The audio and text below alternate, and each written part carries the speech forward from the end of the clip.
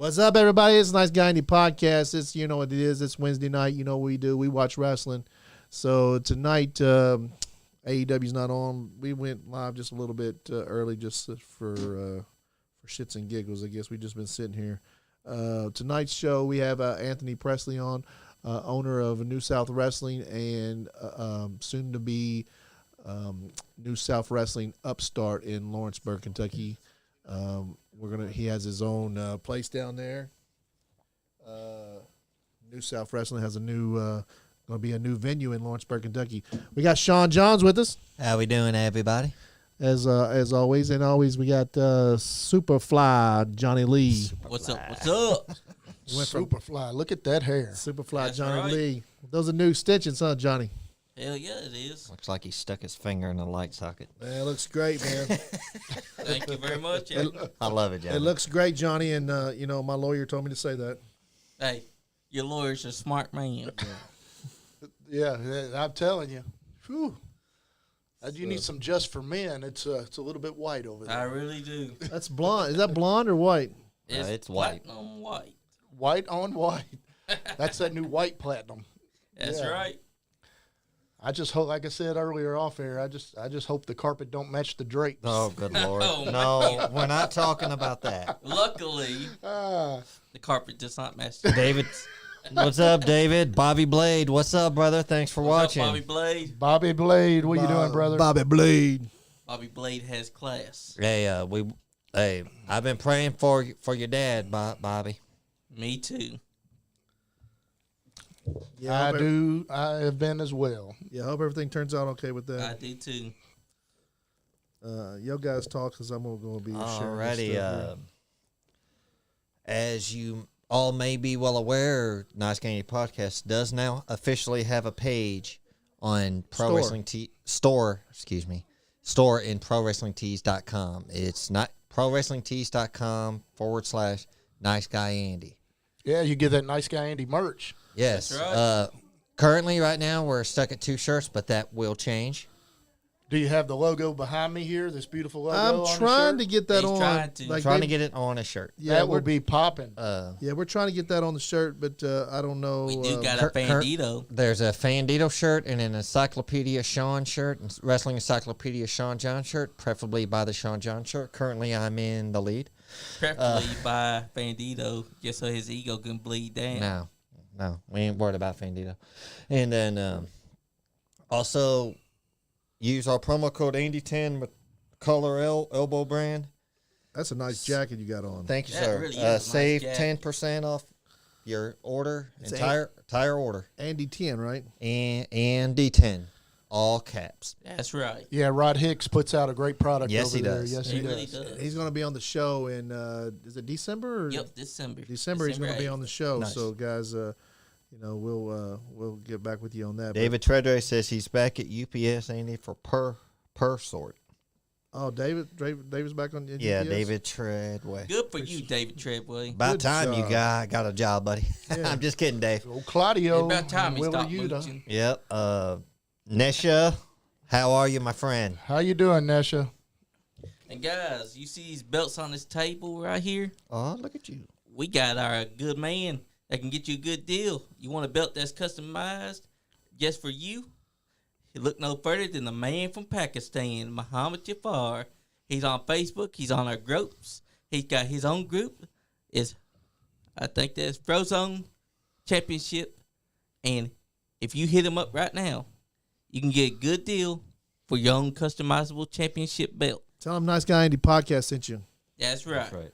Yeah, one of those belts is being defended in our company. So that's the That's Nice right. Guy Andy Podcast champion, Zodiac, carrying that. That's right. Zodiac. He Not carries just it in with our pride. company, he's carrying it all over the independent scene. Yes, he is. Yeah, Yes, he Priscilla, is. she found out his name was Zodiac, and she wants to meet him. Oh, yeah. Yeah, she wants to meet the Zodiac just because his name's Zodiac. That's She's what like, it's all "What? about. Why is his name so?" I was like, I guess he likes the Zodiac stuff, you know. And she knew that Mick Foley was a Gemini Yeah. because of his different Personality. characters. She Yeah. just looked it up. I said, Yeah, that was a real exciting episode. last I week. watched it, and it brought something new to the channel. And We'll get back with And you we're on all that. David about that. yeah, that's but yeah, it was a really really interesting episode, and brought something new to the channel instead of just wrestling all the time. It's good to have diversity. That's Yeah, right. we're going to be doing that a lot. The Thursday night show is going to be a little bit different, less wrestling, but still wrestling sometimes. But we're going to have other things involved in that too, and Yep. so You had so much that you didn't get to talk to with Priscilla. You bring her back multiple times. Oh, yeah, definitely. Figured that out. So she's definitely going to come back. Is I think I'm going to have her. I think she's going to be my first guest next year. We're going to talk about. She's going to be on. I think on November the 10th with Tiana Tales. Tiana Tales is coming on November That'd be 10th, great. and That's Priscilla's going to be here too because they're both into the astrology and stuff. So That's awesome. and I'm really sure those two will get along really That's good. what it's all about too. It's bringing people together. Yeah, and she had my attention the whole Oh show. yeah, I'm sure. Yeah. I was writing in quite a bit. Yeah. Yes, you Call were. Tony Smooth for nothing. Yeah. Tony Smooth. My daughter come in the room and said, "What are you smiling for?" Adrian Alexander, hey brother, thanks. And you got a great new signee. We just Yes, shared you it do. just as we went live. Who is it? Adrian Alexander. What's No. the guy's name? Oh my gosh, you would ask me something like that. Oliver.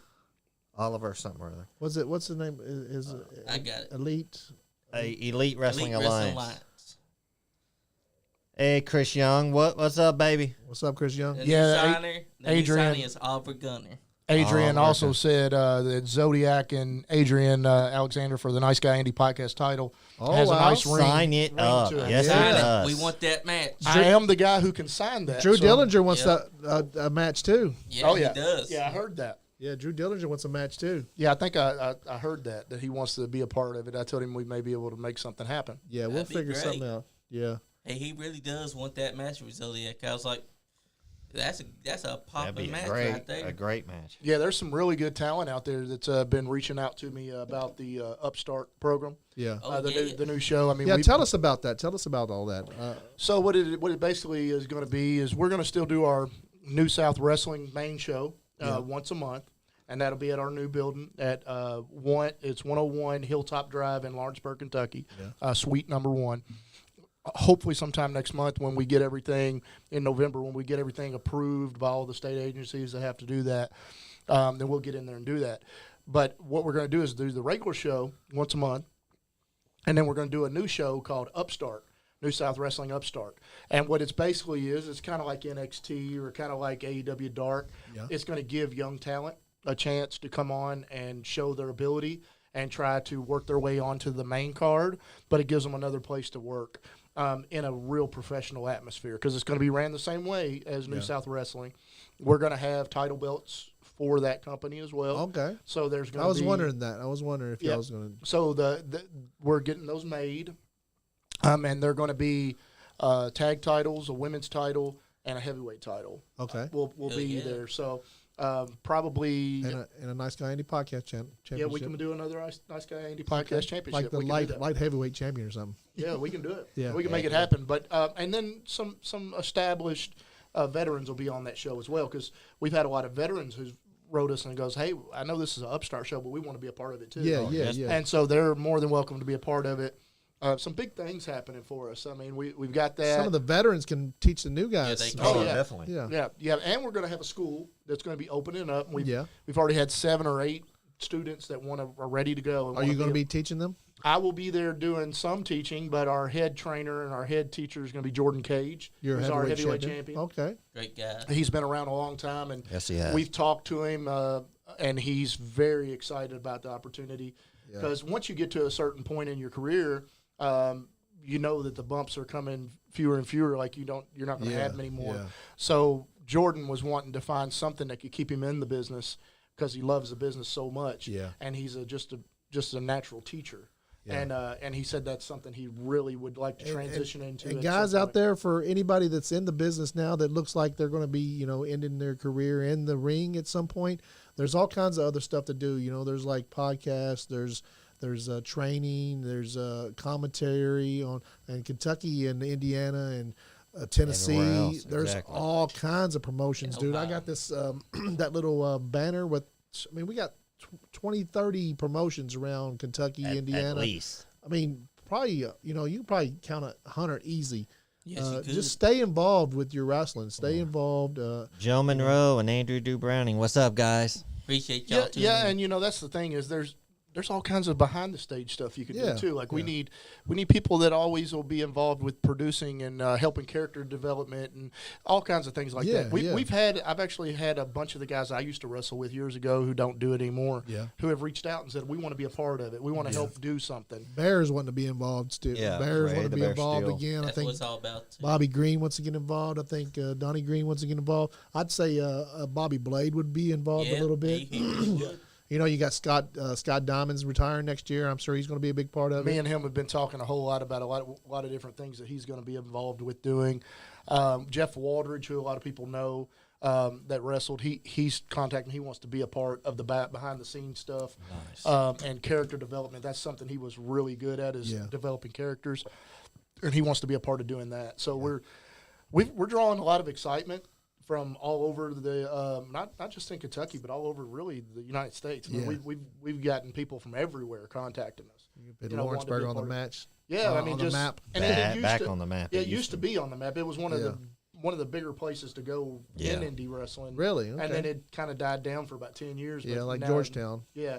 Yeah. But we're not just going to do wrestling. Like we're going to do concerts there. Yeah. We're going to do comedy shows there. Yeah. We're going to do indoor cornhole tournaments.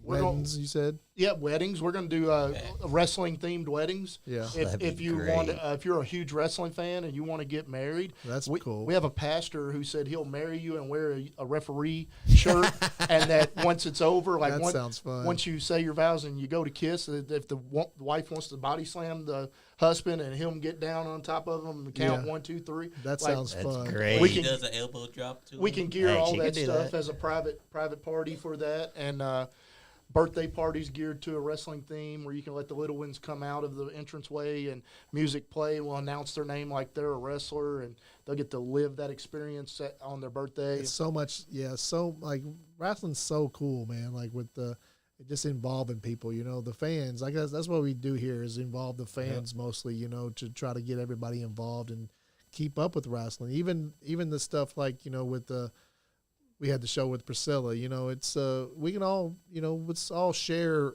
different stuff together in this whole wrestling experience that we're doing now. So. Yeah, I mean we're all inclusive, and we just want everybody to have a good time and have fun, and and that's what it's all about. And I just figured that since we're going to have the building full time, that we can just do a multitude of different things. Yeah. We'll also have open gym night too, to where like if other promotions or other indie wrestlers want to rent the space for a night to come in, and if they have somebody they want to train or they want to come in and train themselves, we'll rent the gym to them. You gonna let anybody put any shows on?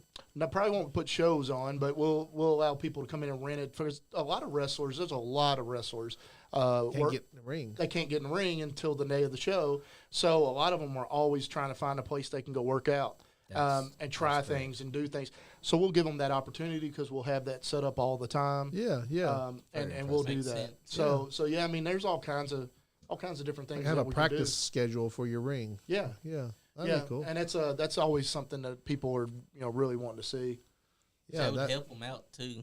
Tremendously. I always said Patrick, myself what's up, buddy? there up, there Kirk should Patrick? be a place that guys can, like a gym for wrestling guys that can come and like maybe pay like a monthly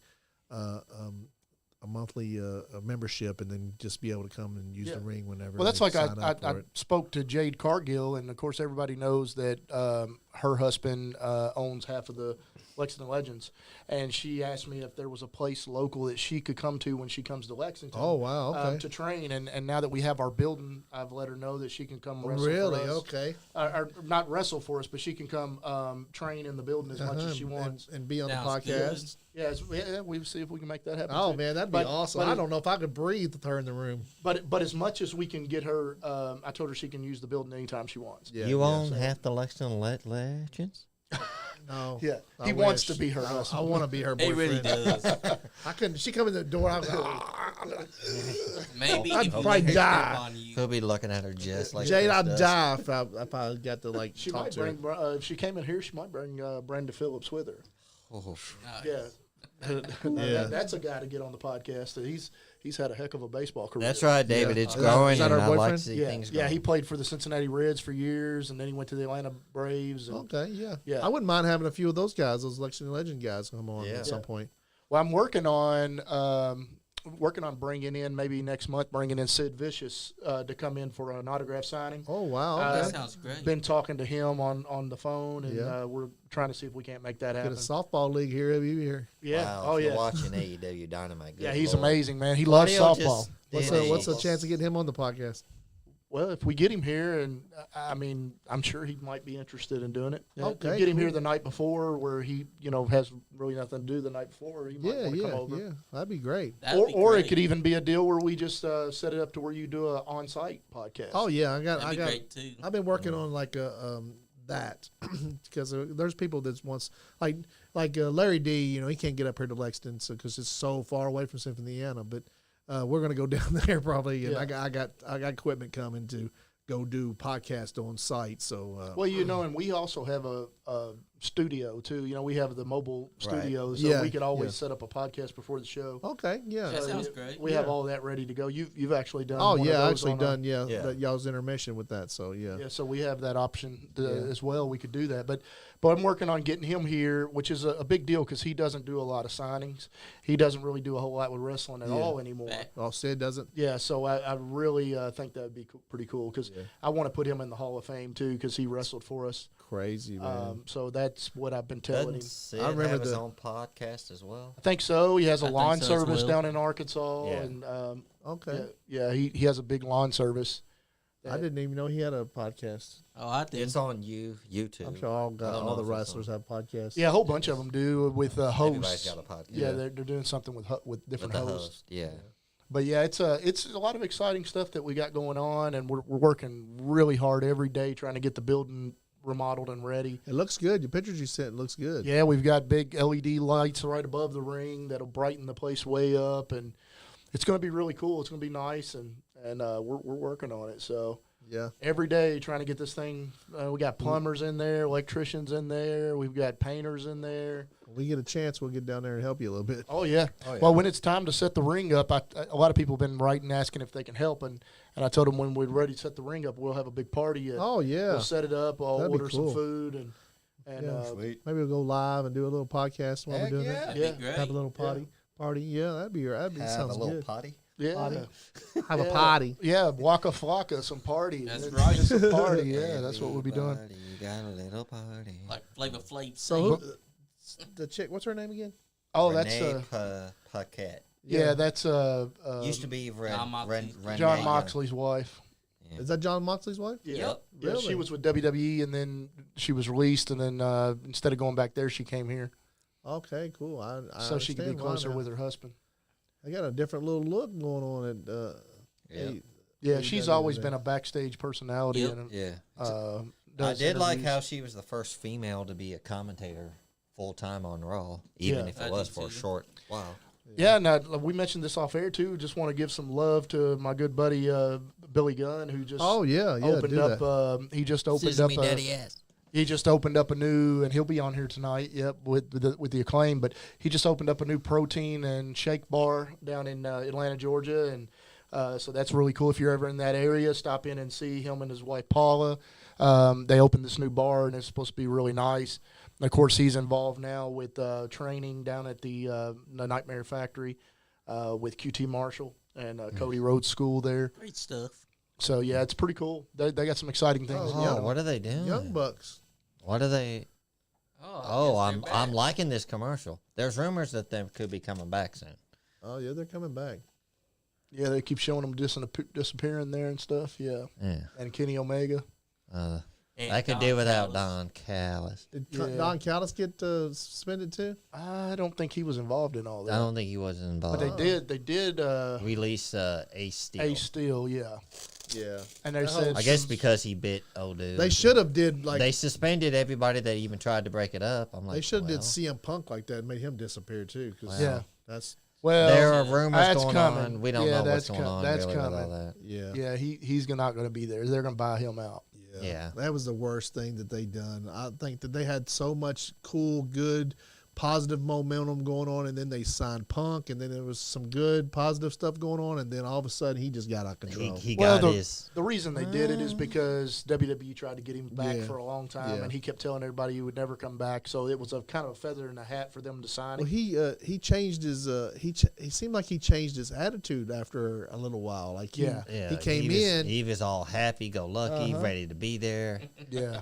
And then he's During like, the things, he's like, things are what they are. You know, he's letting things roll off his back, not holding a grudge. And then he was like, I want to come in and work with the young, and then young wrestlers. And then he says, "Oh, I work with a bunch of children." Now he wants a buyout and get out of there, right? Yeah. What a prick, man. Yeah. CM Punk, come on the podcast so we can call you. He can be our we can call you a prick to your face. Hey, he could come on. Right. He could come on and talk about his UFC career. That'd be a short episode. Yeah, that'd be a great. We don't have to do a podcast. It takes more time. Yeah, that's what I said. That'd We be a can just do 15-second commercial. a TikTok on that. Yeah, we do a couple reels on that CM Punk.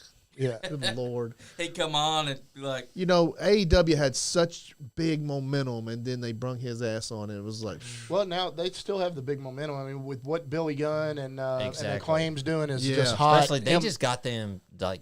That's hot shit. Yeah, right that's now. hot right now. And then the MJF, the stuff he's doing, that was hot. organic. It wasn't a company-driven thing. The fans started liking it, and then it's just snowballed. Maybe not snowballed, MJF is all the he best is a MJF. star. Yeah, he's super over right now. I don't know Like anymore with MJF. I'm starting to see a slight babyface turn, but see, I've seen that before with him, and then the last second he get us, and I was like, ugh.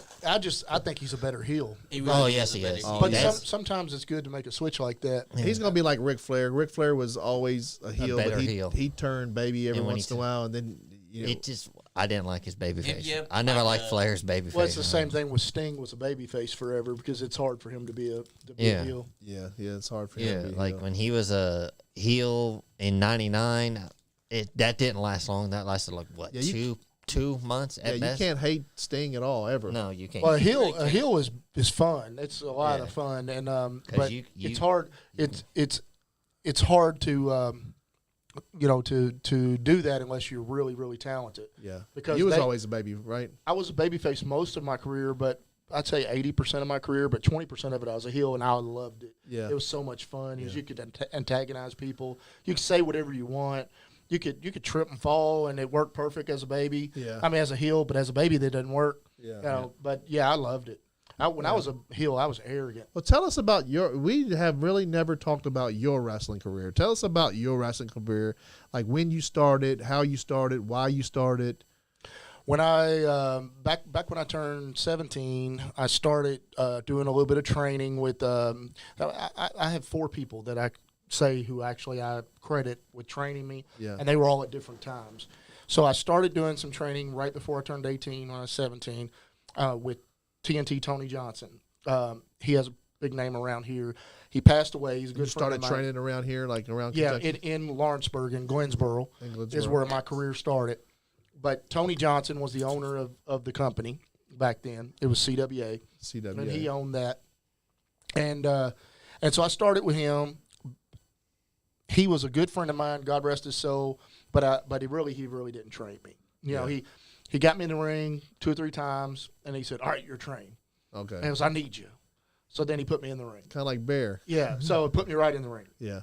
So, and when I first came in the ring, for my first year, I was a heel, and my wrestling name was my first night as a wrestler. I mean, I'd probably taken 2-3 bumps, and that was it. Yeah. And then he puts me in the ring in a battle royal. Oh, wow. Okay. And I put one of those Blackheart masks on that doesn't have eyes and stuff that you can see out, no one can see in. Yeah. And I was the Black Ninja. Okay. I walked in the ring, walked over to the other side of the ring, thrown out. So that's my first match was like 5 seconds. Oh, wow. Right. Yeah. So then you're like, I did great. Yeah. Yeah. So quick out. Boom. I did so good. You see me? And I did so well, they give me a hot dog. Okay, yes. For my payoff, right? Yeah, so you get the handshake. I didn't get a handshake either. Wow. But it's a good job, kid. See you back here. So come on back. You did a great job. The next week, and these was weekly shows, like we did them every week in Glensboro. Yeah. So I come back out the next week, and I was a heel, and my name was Brian Justice, and I was arrogant. Like I did a lot of like the Rick Rude stuff where I come out and tell everybody this fat, overweight, and tell them I'm pretty. That was my thing. I used to say, I'm prettier than you. I'm so pretty. You wish you was as pretty as me. You know, Pretty Tony. And all of this stuff. Like I would be arrogant, and they hated me. They hated my guts.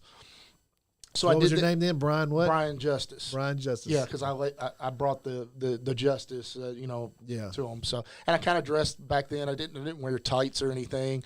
I wore kind of like the Crow gimmick, kind of like Raven. I wore that was hot back then, so I wore jeans and like a flannel shirt wrapped around me with a black tank top. Okay, and I had dark hair and I had a perm in it, so it was a little curly. Okay, yeah, I can see that. I can see that.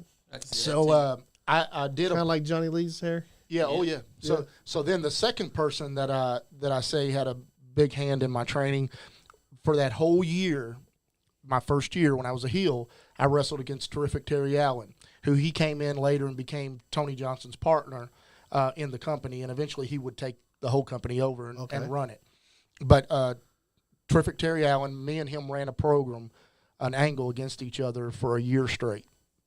So we wrestled each other for a year. He was the baby, I was the heel. Okay. And we wrestled each other and swapped the Cruiserweight title multiple times. And Terry taught me a whole lot at that point about wrestling. So didn't wrestle anybody else but him? Just him for a year. Okay. I did it for almost a year. So that's kind of like training for you. Right? Yeah, but it was really a good angle, and people loved it. They loved Terry. They hated me. It took me a long time to really understand how to bump. Because your mind it's not a natural movement for you to just swing your feet out and just land on your back. So it took a long time for my brain to say, hey, let's do that right. Yeah, I'd kind of go on my side a little, or I'd flip and go on my face. But what I was really good at, I was extremely, extremely good at telling stories and the psychology of wrestling. And I was always really, really good at cutting a promo. So I never was afraid to talk. I'd get on the mic and say whatever I wanted to say, and I'd get a rise out of people. So that's why they always used me. There's your buddy. Yeah, it's my buddy right there, Billy Gunn. Love that guy, with the chairs. That guy is an awesome guy, and they got a hot thing going right here. Oh yeah, really they got a beautiful thing going on. But to there are the boys. Not the New South Tag Champions. The boys. Yeah. But the Gun Club. The Gun Club. Yeah, they were dressed up as FTR in a generic. Yep, they are. In the crowd trying to get heat. Yeah, there they are. Oh, are they? Yeah, they are, aren't they, over there? Okay. Yeah. That's him. Well, we talked about that at StarCast, which was real funny, is that when the COVID stuff was going on, the Gun Club got so over in the crowd that's why they started using them, because they had them out there to just kind of be a crowd, but they was getting more over than the people in the ring, so they had to start using them. Yep. Okay. So you put the cameras on, camera on the gun club. Yeah, they're gonna get. Well, you put that camera on talented people, they're going to shine. The talented people are always going to shine. They're going to come out if you give them any kind of cream rises to the top. That's true. Exactly. But back to what I was saying there. So I wrestled Terry Allen for a whole year. Yeah. And what year was this? That was probably 96, maybe 90, 95, 96, something like that. Okay. So I wrestled Terry Allen for a whole year, and he taught me a whole lot, but it wasn't in Glensboro where I learned the most, because I got to a point where I felt like I was stagnant. Yeah. And I had some really good stuff after I was there about 2 years. At the beginning, after the deal with Terry Allen, then I started wrestling people like Big Dog Barry D. Wrestled me and Barry, actually we did a tag team where we was tag team champions, and we did a gay gimmick. We acting like we were both gay. Okay, yeah. Because what we used to do is we would after the crowd would leave at night. I always was a guy trying to make people laugh, right? Yeah. So I would come out to the ring and say, "Oh my goodness," and stuff like that. Yeah. And all the guys would pop for it. And they was like, "You won't go do that out in front of people." I said, "I don't give a crap. I'll go do that right in front of people." Yeah. So me and Barry Drury, Big Dog Barry D, we went out to Cyndi Lauper's. What was that song that she used to have that we came out to? Papa Don't Girls Preach? Just Want to Have Fun. Girls want to have fun. Oh, so we came out to that, and I wore a skirt and I had a skirt and a gosh. halter top, and we would come out. I can imagine. Oh, it was so fun. We could only do it for like we did that gimmick for it's a weekly show. Yeah. We did it for 1 month, and we had to stop because everybody that we wrestled was laughing. Yeah. They couldn't wrestle against us because like I would say funny. like and back then You got any pictures of this? I probably did. Oh, wow. I probably got the videos too. I want to see this. So shit. so back then it I wanna was see it was crazy, right? So back if you go to Glensboro back Yeah. then, the kids were saying "suck it," right? So Yeah. like it was crazy, like crowd cuss and everything. You'd go and be entertained by the crowd. Yeah. So, but we would get out there, and I would get in the ring with a guy, and I would say, "I just love the way those pants right up the crack of your ass," and everybody in the crowd would be going nuts, you know, and the guy would be over putting his shirt up, and he'd be about ready to dive, right? Yeah. He'd be able to, and so we did a spot where, and if he hears this, he'll tell you this too. Chad Robinson, he used to go by Big Dick Daddy from Cincinnati. That was his wrestling name. Okay. So he threw me in the ring, or threw me in the corner, or to the ropes, picked me up into a vertical press, right, and military press, and was going to slam me. So he picked me up, boom, boom, slam me. So when they do that, they got their hand right up by your throat and on your crotch, right? Yeah. So like, boom, slam me. I rolled, get out of the ring, grabbed the microphone, and I said, "Not so hard." I said, "I'm delicate. It's my first time." He lost it. Oh my like he completely I'm lost about it. to lose it. Like he lost it. He died. Like he went over to the corner. He grabbed the referee. He pulled him to him. He's like, "You got to tell him stop. Like, he's killing me right now. Like you got to stop." And then so we get back in the ring, lock up with him. I pull him around into a full Nelson. Yeah. And then I let my hands go and rub down his chest. He takes off across the ring running, and the crowd is going nuts. I bet. Because I have no You had no shame. bashful bone in my body. Yeah, Like, you're I just could having care fun, less. yeah. And everybody out there knew it wasn't true because Yeah. I was kind of single and date a lot of different women, you know. Yeah, So I was like, they knew that. But I was like, I don't care, I'll do it. Like, Yeah. It was it's all fun. well, it was the promoter and the boys in the back that said you won't go do that. Yeah. So and they tested me, and I was like, oh, we'll do it. Yeah. So we did that, and actually, matter of fact, that night that I did that, they had a TV crew there that was doing a thing on, I think it was KET. It was a documentary they was doing about wrestling. Oh, nice. And I got right up to the cameraman, and I rubbed his chest. I said, I'll take you home soon. So it was crazy. Oh wow. We had one guy in the crowd who he would not quit heckling me. Yeah. He just kept on. So I turned around, and I looked at him, and I said, if you don't shut up, I'm going to kick your ass then. Fuck it. Like that. Oh, wow. And he sat down and didn't say another word. Wow. Like he was I bet. He's But- like, nope. So we did that. That's not happening. We did that for 3 weeks, and then we just figured out we can't do it anymore because everybody, all the boys in the back was laughing. Yeah. We couldn't even have a match because they was laughing. So it was great entertainment. Yeah, But we yeah. couldn't have a match because it was just. So It's what we over did too is much. me and Barry Drury ended up having a spat where he come out to the ring and said, "Hey, I want Scott." Back then, I was Brian Justice. He said, "I want Brian Justice to come out here for doing. He owes me $5,000 for doing that little gay thing with him." And so I come out and I said, "You think I owe you $5,000? You owe me $5,000." And so when he turned his back, I popped him in the back. And Oh, okay. Then we went off on an angle, and I was a heel, and he was a baby. And he was over as a baby. Like, he danced and did all that. He come out to White Horse. Yeah. He would dance and get crazy with it. And so we had a good little angle we did for a while.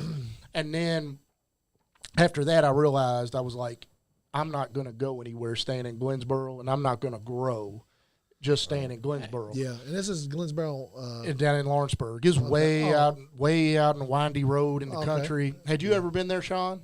Yeah, it's way out. I mean, I've heard of that town. it's probably 6 miles off the road, and it's out in the country, way out in the country. But it was packed every night. Yeah. And a wild crowd every night. So I bet on myself and said, you know what, I'm going to leave. I'm going to leave, and I'm going to go somewhere else. So then I left, and I went and wrestled for Earl Kelly. Earl Kelly did up in, I think the company was called SWF. And we went to Irvin, Olive Hill, some places around that area. So back then, when you wrestled for a company, you pretty much stuck with that. No, company? you could go to different ones, but where I wasn't trained real good. So I stuck with Glensboro because that's where I felt like I was learning. Yeah. But at a point, you start working the same people all the time, and then you start working the same crowd. Yeah. And you're like, I'm not learning enough. I'm not growing enough. Yeah. So I bet on myself to leave. So I went with Earl. Earl was a whole different style. And of where wrestling. was this at? That was in Olive Hill. Olive Hill. It was in Irvin. Their main base home was in Irvin. Olive Hill. And he would do all National Guard armories. Great choice. So big nice arenas. You know? Yeah. And so we walked right into there. Me and my brother Mike, who also wrestled. He went by Mike Ford, and we went in there together, wrestling each other, and we took the place like over. And then you can ask some of the guys who actually used to wrestle for him back then. Yeah. That will tell you that they've said it online that when we walked in, it was a whole different kind of match. Yeah. So it was a really good match. We learned a lot there. I was only with him for about 3 months, and then I went to Danny Fargo in Mount Sterling. Okay. Danny Fargo, of course, has a huge name, and he had been around a lot. Yeah. I learned more in probably 4 months with Danny Fargo than I learned the whole 2 years prior in And Glensboro. What was that promotion name? That was MWA. That's before Chris Hayes bought it. MWA. Yeah, so that was up in Glensboro. I mean, up in Mount Sterling. Mount Sterling. And that's where I met Larry D for the first time when I'd already been wrestling a while, and Larry came in as a kid wanting to learn how to wrestle. He came in. Kicking Kelly Charles was there. Ice Train was there. There was a lot of people. Bobby and Donnie Green was there. Yeah. Their dad, both their dads was there. Tommy Green was there. That was the night. That was the place where I was when I busted my eye wide open that he was telling you about. Yeah. And I bled like lost like Donnie was like, I'm going to tell the real story. I lost like 3 pints of blood. Well, the real story is Bobby Blade said, Mike Ford's your brother? Yeah. I've wrestled him before. He had no idea. Yeah, that's my brother. His real name's Mike Winans, and we started pretty much. He started a week before I did. Oh, wow. Yeah, actually, the night that I was talking about, Bobby, when you came in and did the run-in on Terry Allen, I think the following week Donnie you wrestled Green, my, what's my up, brother? You wrestled my brother, I think, the following week. Yeah. So then, anyway, I left there. Bear, went to what's work. up, buddy? What's up, buddy?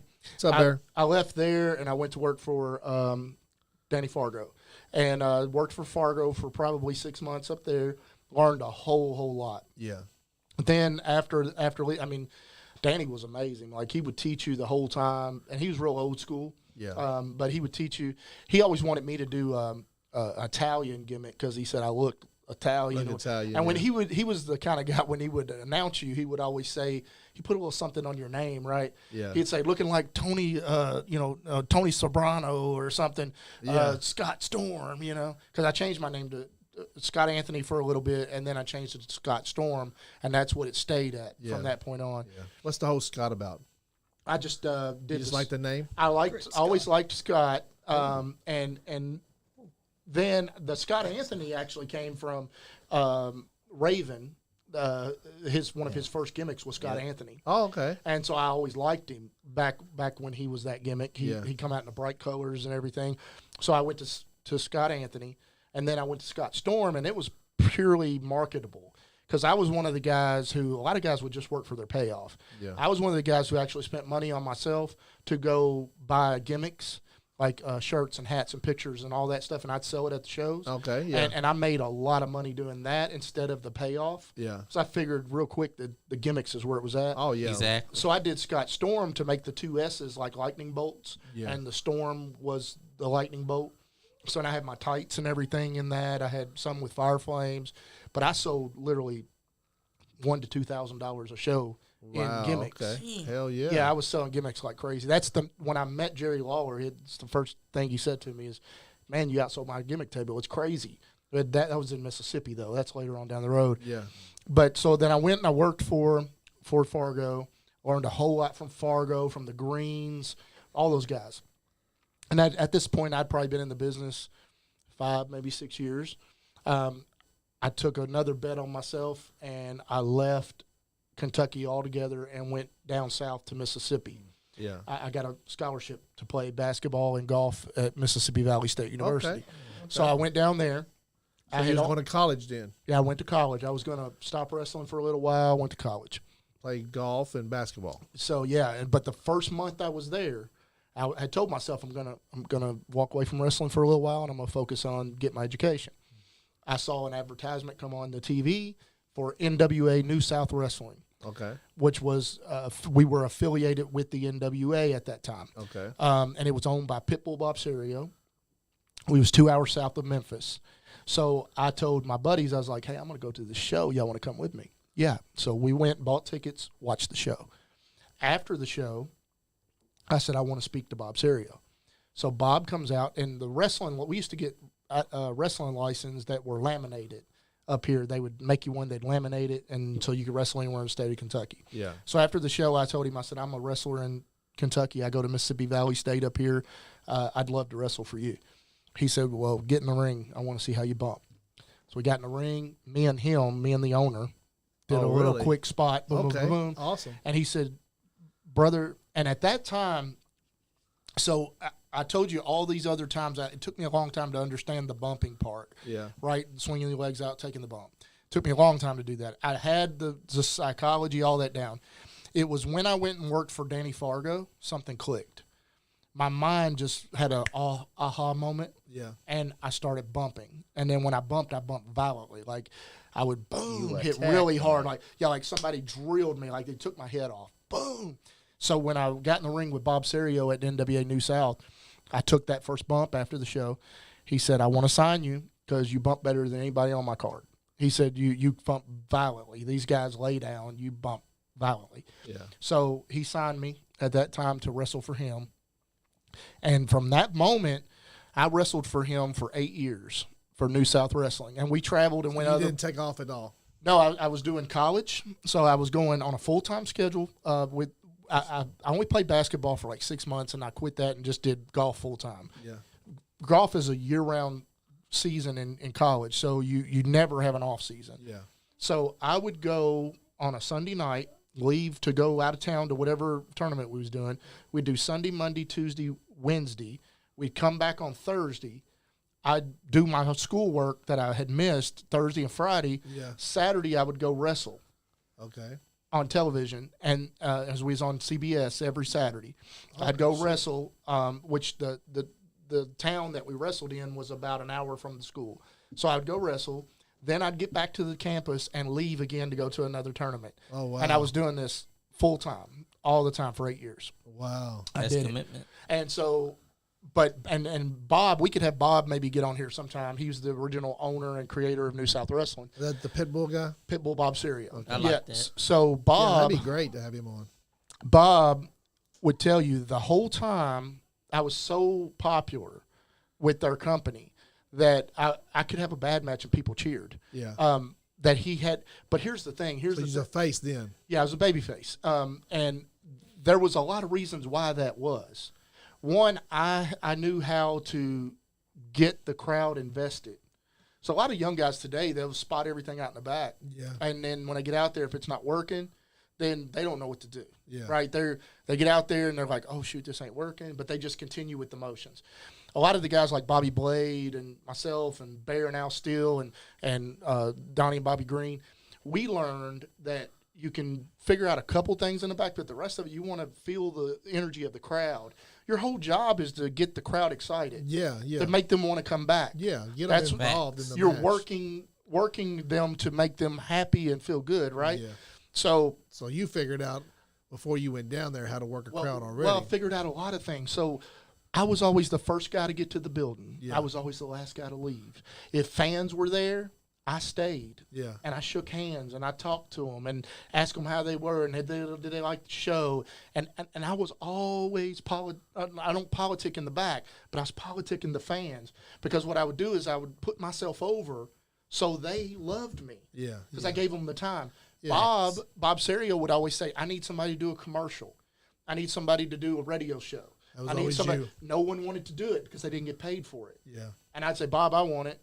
What those people didn't understand was that I was getting paid for it. I wasn't getting paid monetarily. Yeah. But I was building a fan base of people Yeah. that saw me Sell your all merch. the time. That's right. Yeah, that's it. But Yeah. they see you on TV. It's commercial for They you. see you on radio. It's commercial for you. Or they see you and they're like, oh, this guy I see you all the time. Yeah. I want to cheer for him. Anytime you're out there in front of the fans is a commercial for yourself. What people That's that's right. what a lot of these guys don't understand is that you are selling yourself from the moment you step in the building to the moment you leave the building. Always selling yourself. Yeah, you're selling yourself all the time. 24/7. You don't have to politic in the back. You don't have to, I want this, I want that. I never once, and Bob will tell you this, never once asked him for anything. Yeah. But I forced him to give me it because the fans demanded it. Yeah. And if more guys would take that attitude Earn it. I'm going to go out here and make these guys like me and these girls like me, so that guy has to put me in stuff. Yeah. If you do that, you're going to be good. Yeah. Facts. So would you like the main event guy too? We were the hottest tag team. We were the New South Southern tag, and this was the NWA Southern Tag Champions. Yeah. We were the NWA second highest tag title, and we held it 3 different times. Okay. And we was the SNS Express. My first partner was Wes Adams. He went by Scott Starr. Me and him looked a whole lot alike, except he was a little more jacked than me. Yeah. He ended up getting an opportunity to go to WWE.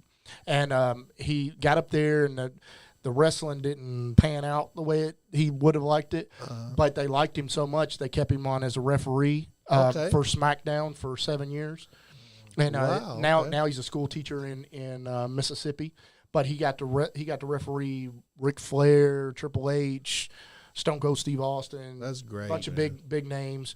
We're going to try to bring him up at some point too. That'd be great. Well, when he left, Put him back in the ring or what?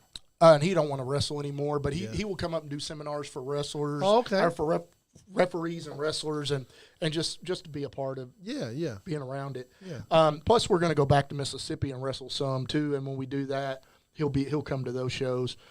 But when he left and got his WWE contract, we were champions.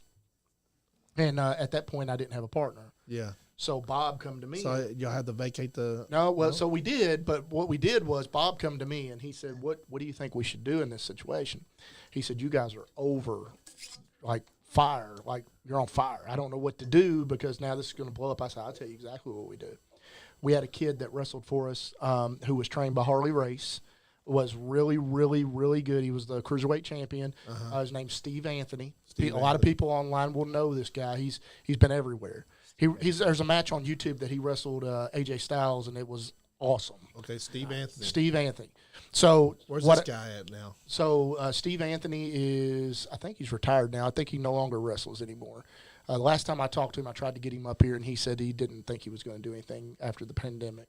But he was amazing. Like he'd do 450 flip off the top rope. Really? I was more of the technical ground and pound guy, Memphis and then style. he was more of a high flyer. So what I told him, I said, "Bob, what we do, our top heel tag team was a couple guys called Naughty by Nature, Poker Face and Rude. They're out of Memphis, Tennessee, and we swapped the belt back with them a lot of times." Amazing workers, great. They was over as heels. Everybody hated them. So we were supposed to work them that night when he got signed. I said, "Here's what we do, Bob." I said, "I'm going to walk out, and I'm going to tell them that Wes got injured, and he can't wrestle, so I'm going to have to vacate the titles." I said, "But then I'm going to tell them that I don't need a partner. I'll whoop both their asses tonight and win the belts back." Yeah. And so they said, "No, we want to be crowned. We want to be crowned." I said, "So what we do is we start the match. Bob come out." I said, "Bob, you come out. You say, no, if I can find him a partner before you beat him, then if you can beat him before I find him a partner, then you're going to be tag team champs." Okay, that sounds cool. So what we did was that your idea? That was my idea. So we started the match, and I started getting the best of both of them. Bah, bah, bah. They powder out of the ring or go out of the ring, then they argue, they come back in, they try to get the best of me. I get the best of them both again. Boom, boom, boom. Yeah. They get out of the ring, come back in, I get the best of them again. Boom, boom, boom. Well, then they get smart and say we're going to attack him from 2 different sides. Boom, they get me down, they throw me out of the ring. Well, Steve Anthony put my other tights on because I had matching tights. He put my other tights on. The music hits, he comes out wearing my tights. And his name was with an S, so we just continued the SNS Express. Yeah. It's just part 2. So when he hits, the crowd went ballistic, and then we was hotter than the first version. Oh, really? Okay. And we won the belts that night, and then we carried them. Okay. And then the third time I had them with Tommy Gunn, who's local here. I took him to Mississippi probably six. So what happened to the other times? What happened between the other guy?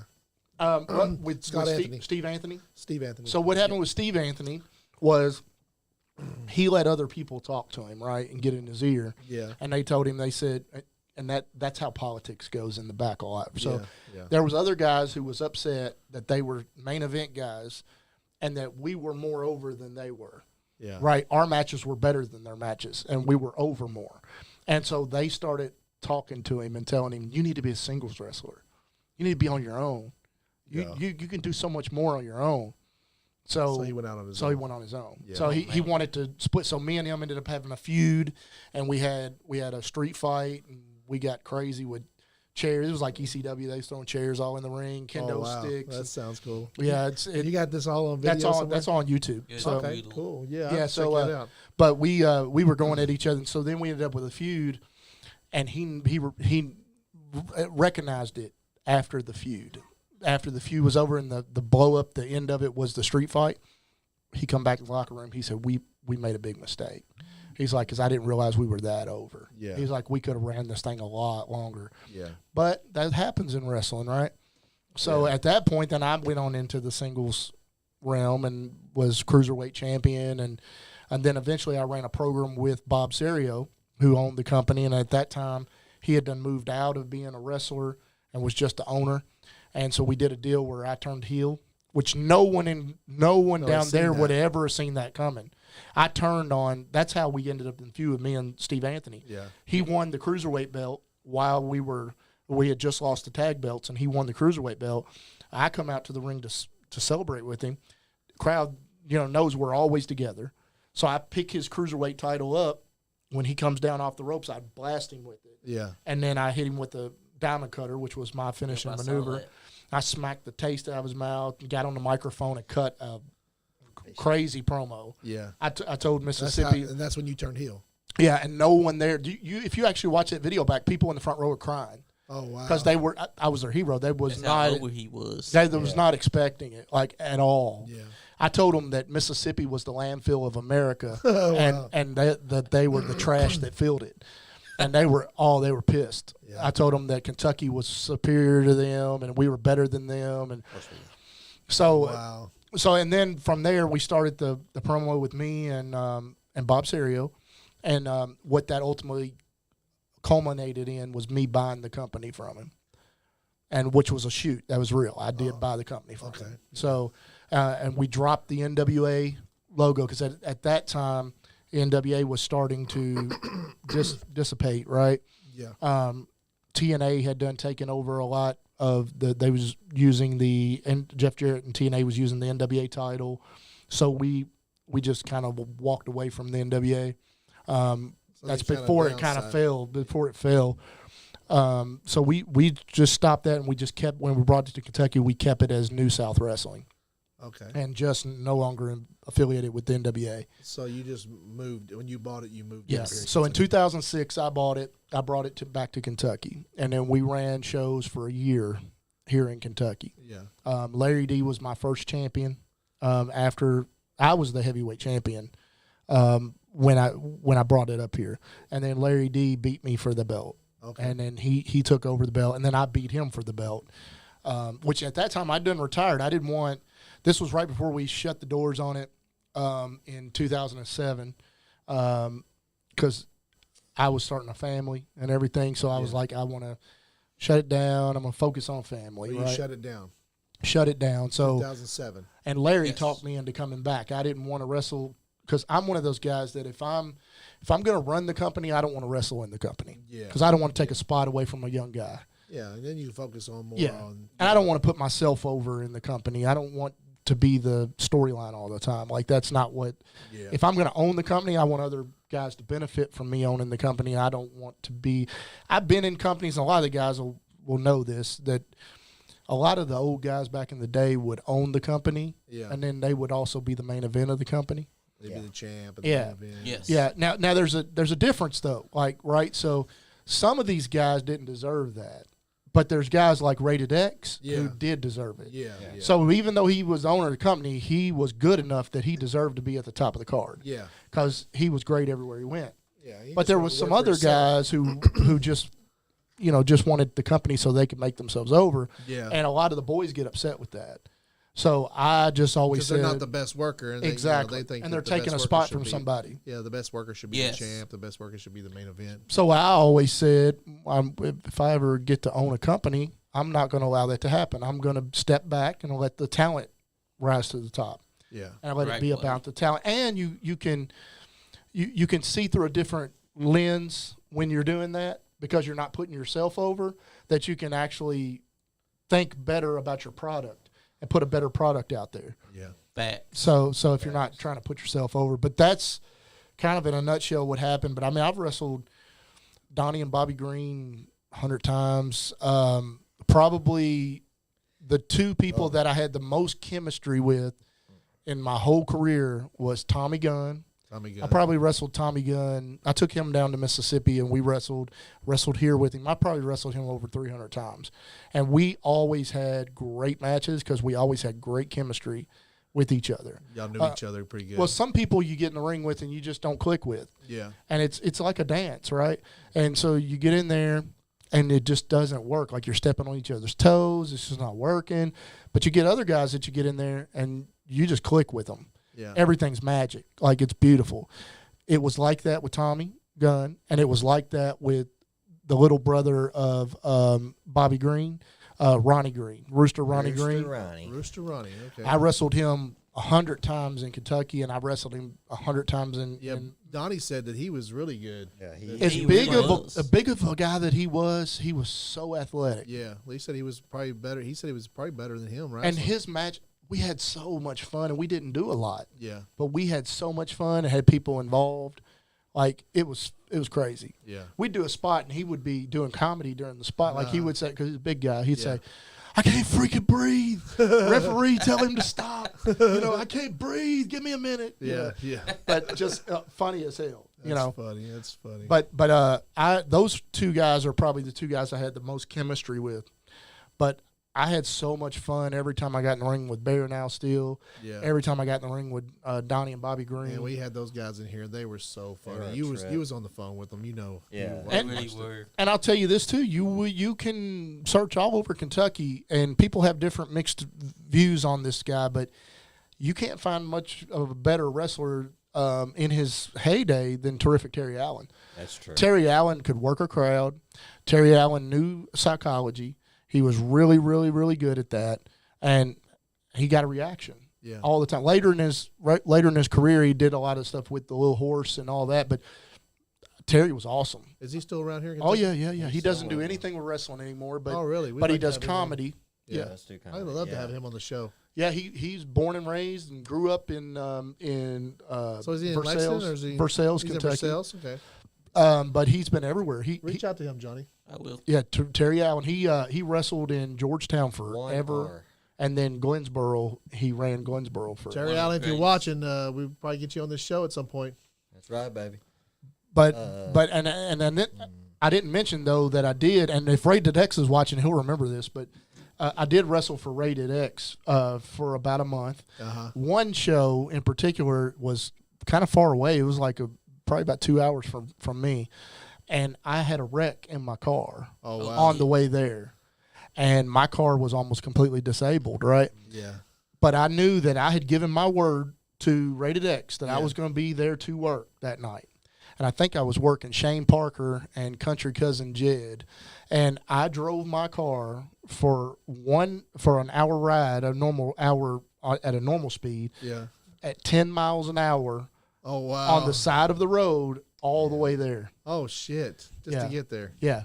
And when I got there, my car wouldn't run anymore. So I left it there and got a ride back home. Oh, wow. And then I had to go back up. So you still got a car there? Well, no, I had to go back Oh, up yeah, there the yeah, following day with a wrecker and get it back. Oh, wow. And it was Oh, totaled. man. The car was totaled. Yeah, yeah. But when I walked in the locker room, I told Rated X that I said my car was totaled, but I made it here. Yeah. I said I drove 10 miles an hour until I got here. Wow. and I actually went out and wrestled that night after being in a car wreck. Yeah, you got to do what you said. But you know? but that was my word. Yeah. I said I would do it, and I respected Rated X enough that he had such a big following and put on a great show that I wasn't going to miss it. I wasn't going to miss it. So That's right.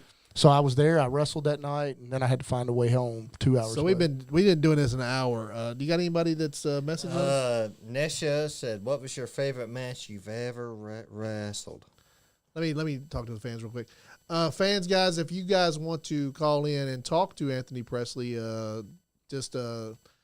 the people with the most stars is going to get the first billing, and then we always do this in the second hour. If you guys want to send us some stars, and we'll try to get you a phone call with Anthony Presley. Yeah. I'd say, Nesha, and you was in the crowd that night, the night that I just mentioned about me and Naughty by Nature, and then Steve Anthony comes out to the ring. That was probably my favorite match that Of all time? that I ever was in. Oh, okay. It was so well put together. Even Naughty by Nature, Rude and Poker, we talk about that now. Even Oh, you now. still talk to those guys? Yeah, those guys I still talk. They still wrestle, so we may bring them up. Really? Okay. Both of them still wrestle. Poker has a wrestling company in Memphis, Tennessee. Okay. What's yeah. that promotion called? He does. It's not like actually a promotion. He just does like once a year shows. Okay. And it's called what is it? Millington Mayhem. Okay. Millington So he Mayhem. just does like a show. He does once a like year. one. I've heard of it. Kirkpatrick goes, "What the hell is Johnny wearing?"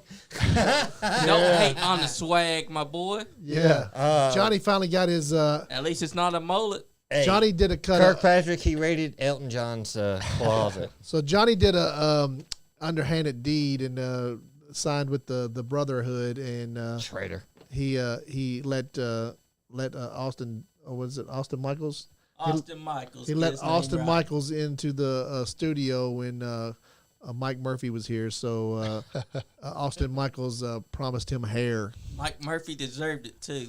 and Because now I got this swagger hair. this is Johnny's reward for this underhanded deed. Look at that hair. It That's looks, right. It's glorious. Hey, Like he it- stuck his finger. in Johnny. the It light looks socket. great. And Thank you very much. that's At least someone has class besides that's- Anthony Presley. That's coming from me because your lawyer told me to say that. Yeah, it brings your personality out. Thank you very much. It does. It does. Nesha says he's rocking his costume. Believe me, Nesha, this is not a costume. No, that's It's Wednesday for him. Yeah, that's, that's every day. and now he That's wants to right. be. He's not super fan Johnny Lee anymore. He's super, Gentleman Johnny. He's super fly Johnny Lee. Oh, I like That's it. right. Super fly Johnny Lee. Yeah. That's right. That's who I am. That's my new name. And then also I had some really, really, really good matches with Zodiac too. Oh, Like, Zodiac's great, dude. Zodiac's like He really is I great. follow him on Facebook. He is everywhere, dude. He's in the his beast place. for a reason. What was he in that death match place? Like Yeah. he's over there, but they don't even have a ring, and they're out there just fighting. Yeah, when I took him to Mississippi a lot too. There was quite a few guys kicking Kelly Charles, Mean Gene. I took down, of course, Gentleman Jim Chadwick. Yeah, Chance Prophet. I brought him down to Chance Mississippi. Prophet. Chance is cool. He's going to be on the Come show. on to the show December 7th. Chance is going to be on the show. Marty Clay's going to be on the show. I want to get Mickey Midas on the show at some point. I'm Gotta working on find a that. way to squeeze him in. We're having the Russian Stud on pretty Yep, soon. The Russian stud. You ever work with November him? 3rd. No, I don't think I ever worked any with him. Yeah. I'm sure I was on shows with him, Yeah. but I just don't remember. Yeah. I was never in the ring with him. Yeah, But yeah, I mean, back then was a lot different than it is now, though. Yeah. It's a lot different. Back then, wrestling was a lot like a brotherhood, like really a whole lot like that. We was a big family. yeah. Nowadays, a lot of the guys just come in, they leave. They Yeah, come in, they they do. leave. They I don't noticed hang that. out. I'm not going to say any names, but I noticed that when we were kind of backstage at your last promotion, you had some guys that just stuck around and talked to each other and helped put the ring up and helped took the ring down, and then you had the guys that just showed up and left. Yep. Yeah. That's right. You know, and I don't know like why they did that. Maybe they and I didn't down them for it. I was just like, maybe he has something to do. You know, maybe he comes in. And Well, some of those guys, like our show's a little bit different in that aspect because a lot of the shows will have local guys on it, right? yeah. But our show, a lot of them are from other states. Yeah. Like we bring in a lot of people from a lot of other states. You do, yeah. And so a lot of those guys and girls have to get going. Like Yeah. they got to get back on the road. There's actually a few of our guys who, after their match, I pay them when they have to go because they got a long drive and they've got a real job the next day, or they got, another show to go to. Yeah. But we're different because we don't use a ton of local guys. Like, we'll use some, but we use a lot of talent. Because if you're going to bring in really good talent, you got to bring them from other places too. Yeah. So that's Good the one, noticed that. Kirkpatrick. I noticed No, that that's the not a good quality one of at all. your It sucks. the quality of people that you bring in are top notch. Yeah. But we do have, like, some of those people that live out of state were helping tear the ring down. Oh, like, yeah, they were. Like They were. Brandon Tate. Yeah. He lives in Tennessee. He stayed. Yeah. And he's on it, AEW and Ring of Honor, but he stayed and helped do the ring. Yeah, we had, We got Sean Hoodrich. He's from out of state. He's from Tennessee. he stayed. He was he one of stayed. the last ones to go. Chance Prophet. Chance He is- lives in West Virginia. He Yeah. stayed. He's going to come up here just to be on our show. December Yeah. 7th. Yep. December the 7th? Yeah. Yep. Yeah. Chance has been in. He's been in Mickey wrestling. Midas was there putting up the ring and taking it down. Yeah. He's He been on was AEW there. Dark. Yep. Scott mean, Really Ryan cool Austin guy. Really Ward, cool too. guy. I love him. Very dude. was. Chance Mickey is- is awesome. Mickey's amazing. He's talented. He told me about when he broke his leg, man, and then he's like back in the ring, like soon as it healed up, like doing flips again. And I was Yeah, like, he that's was crazy. doing some flips before the show, the last show, and I told him, I said, hey, save that for the show. I don't want you blowing something out. Yeah. And Watch it. Dwayne Davis jumped in the ring and just Yeah, started doing bumps. He and started running ropes well and Tightened up that's the what he ropes. was Well, a doing. lot of the guys will run the ropes because they want to make sure they're tight. Yep. Yeah. So those, if they set tension on them for a while, they'll loosen up. So, yeah, they wanted to make sure they're real tight. Yeah, they were kind of loose, and he tightened them It's up. better to be prepared than to be Yeah. sorry. Yeah. Chance. Nesha was talking about when Chance was down there last time. He's Chance, always been so nice to us, man. he's been around a long time. Yeah. And he was like really being pushed by the NWA heavy. Like, he was their national heavyweight champion. That's the title right under the NWA heavyweight title. Wow. Okay. Yeah. And actually, when we brought him in to wrestle at New South that night, I'd wrestled twice that night because his opponent, they didn't have an opponent for him. The guy no-showed. He couldn't make it. So what we did is me and Zodiac wrestled earlier in the night, and then later that night, I come back out, Chance come out, and he said, he didn't have an opponent. And then Zodiac did that for you. he did that for twice me. in the I used to do that all the time. Yeah. I would sometimes, and that's why I never got tattoos and stuff on me. Yeah. Because if I was in the back and the guys needed, like the promoter needed me twice, I could wear a mask and go out as another person and wrestle a little bit different style, but you couldn't find identifying things on me that that you could say, oh, that's Scott Storm. Yeah. You wouldn't be able to do that. Like so the average white guy. yeah. So I didn't know if you knew about that. That's why I never mentioned that. But I wrestled knew him that. as him many times. Bone Breaker, what's up, buddy? What's up, Bone Breaker? When I met the average white guy, I did not know who he was Yeah. because I've only met the other guy. You know, Yeah, I wrestled him many times. There was many nights that he did that. He would do one and then he's go so out and do cool, the other. man. Me and him, like I went over there and I was just like, I was kind of like pooped because I'd been running around there the whole day, and I went over to that table where Barry Windham. Barry Windham was sitting, and then he came over there and sat with me, and I was like, the average white guy came over there and sat with me, and me and him just sit there and bullshit, you know, you know, and they just would sit there and bullshit. And at that He's a point, I know who he sweetheart. was, but he's an awesome guy. When these guys were sick with COVID, he came in, and I was like, dude, Yeah, I don't have a co-host. You're gonna have to co-host. You know, he's like, oh man, cool, that's awesome. Yeah, and Yeah. he sat right here next to me, and we just had a great time. And who else did I have on the show? I had Chris. Chris Yeah. Blade was on the show. Yeah, I wrote in on that one a couple times. I think I called in once too. Yeah. Yeah, I think you did call in. Yeah, I Yeah, called in too. Zodiac's Just awesome. thing. I want to have him back on the show. Zodi is he's awesome. Back when we took, and he's changed his gimmick up. I mean, Yeah. for he changes years. all the time. Well, when I brought him to Mississippi, he had a flame in his hand. Uh-huh. He'd come out with a flame in his hand. He's back to doing some of that stuff. yeah, He's up people in- really like that. He's up And he in. had one that was similar. Speaking of the Mick Foley picture, doing the Mick Foley thing, it was inspired by Yeah. Mick Foley. Yeah, Yeah, he's doing was something great. with the. And he's that in was this group wild. called the Carnival up there in Yep. Ohio somewhere. And yeah, I wish I knew the promotion because I'd put it over right now. But because he looks like he's calling himself the magician right now, or Yep. and he's just. Future Great Wrestling. He just doing Is took it on. Is it Future Right? I think it's Future Great Future Great. Wrestling, Yeah, they're out of Hamilton, Ohio, my old hometown. Yeah, he's doing some good shit up there. So First chance That's I get, also I got. where Evil Nate wrestles too. Yeah, first chance they work at the Walmart across the around that area. Donnie Nate. Donnie said Donnie you were- Green said Scott used to stiff me. I never stiffed you, brother. Johnny Green I was as easy as possible, man. I was soft like a pillow. Shoot, I didn't He hit was you. soft as a pillow and wouldn't hurt a Nancy fly. Kerr said she loved Chance also. Hey, first chance he gets to come down, he'll try to bring him. Guys, I'm going to the bathroom real quick. I'll be right back. All right. All Remember, right. leave a quarter on the Grace tank if you do it more than 3 times. And do not shake more let him talk. than 2 times. Don't let Johnny. Don't let Johnny talk. Don't let Johnny, him talk too I'm going to shut your mic off.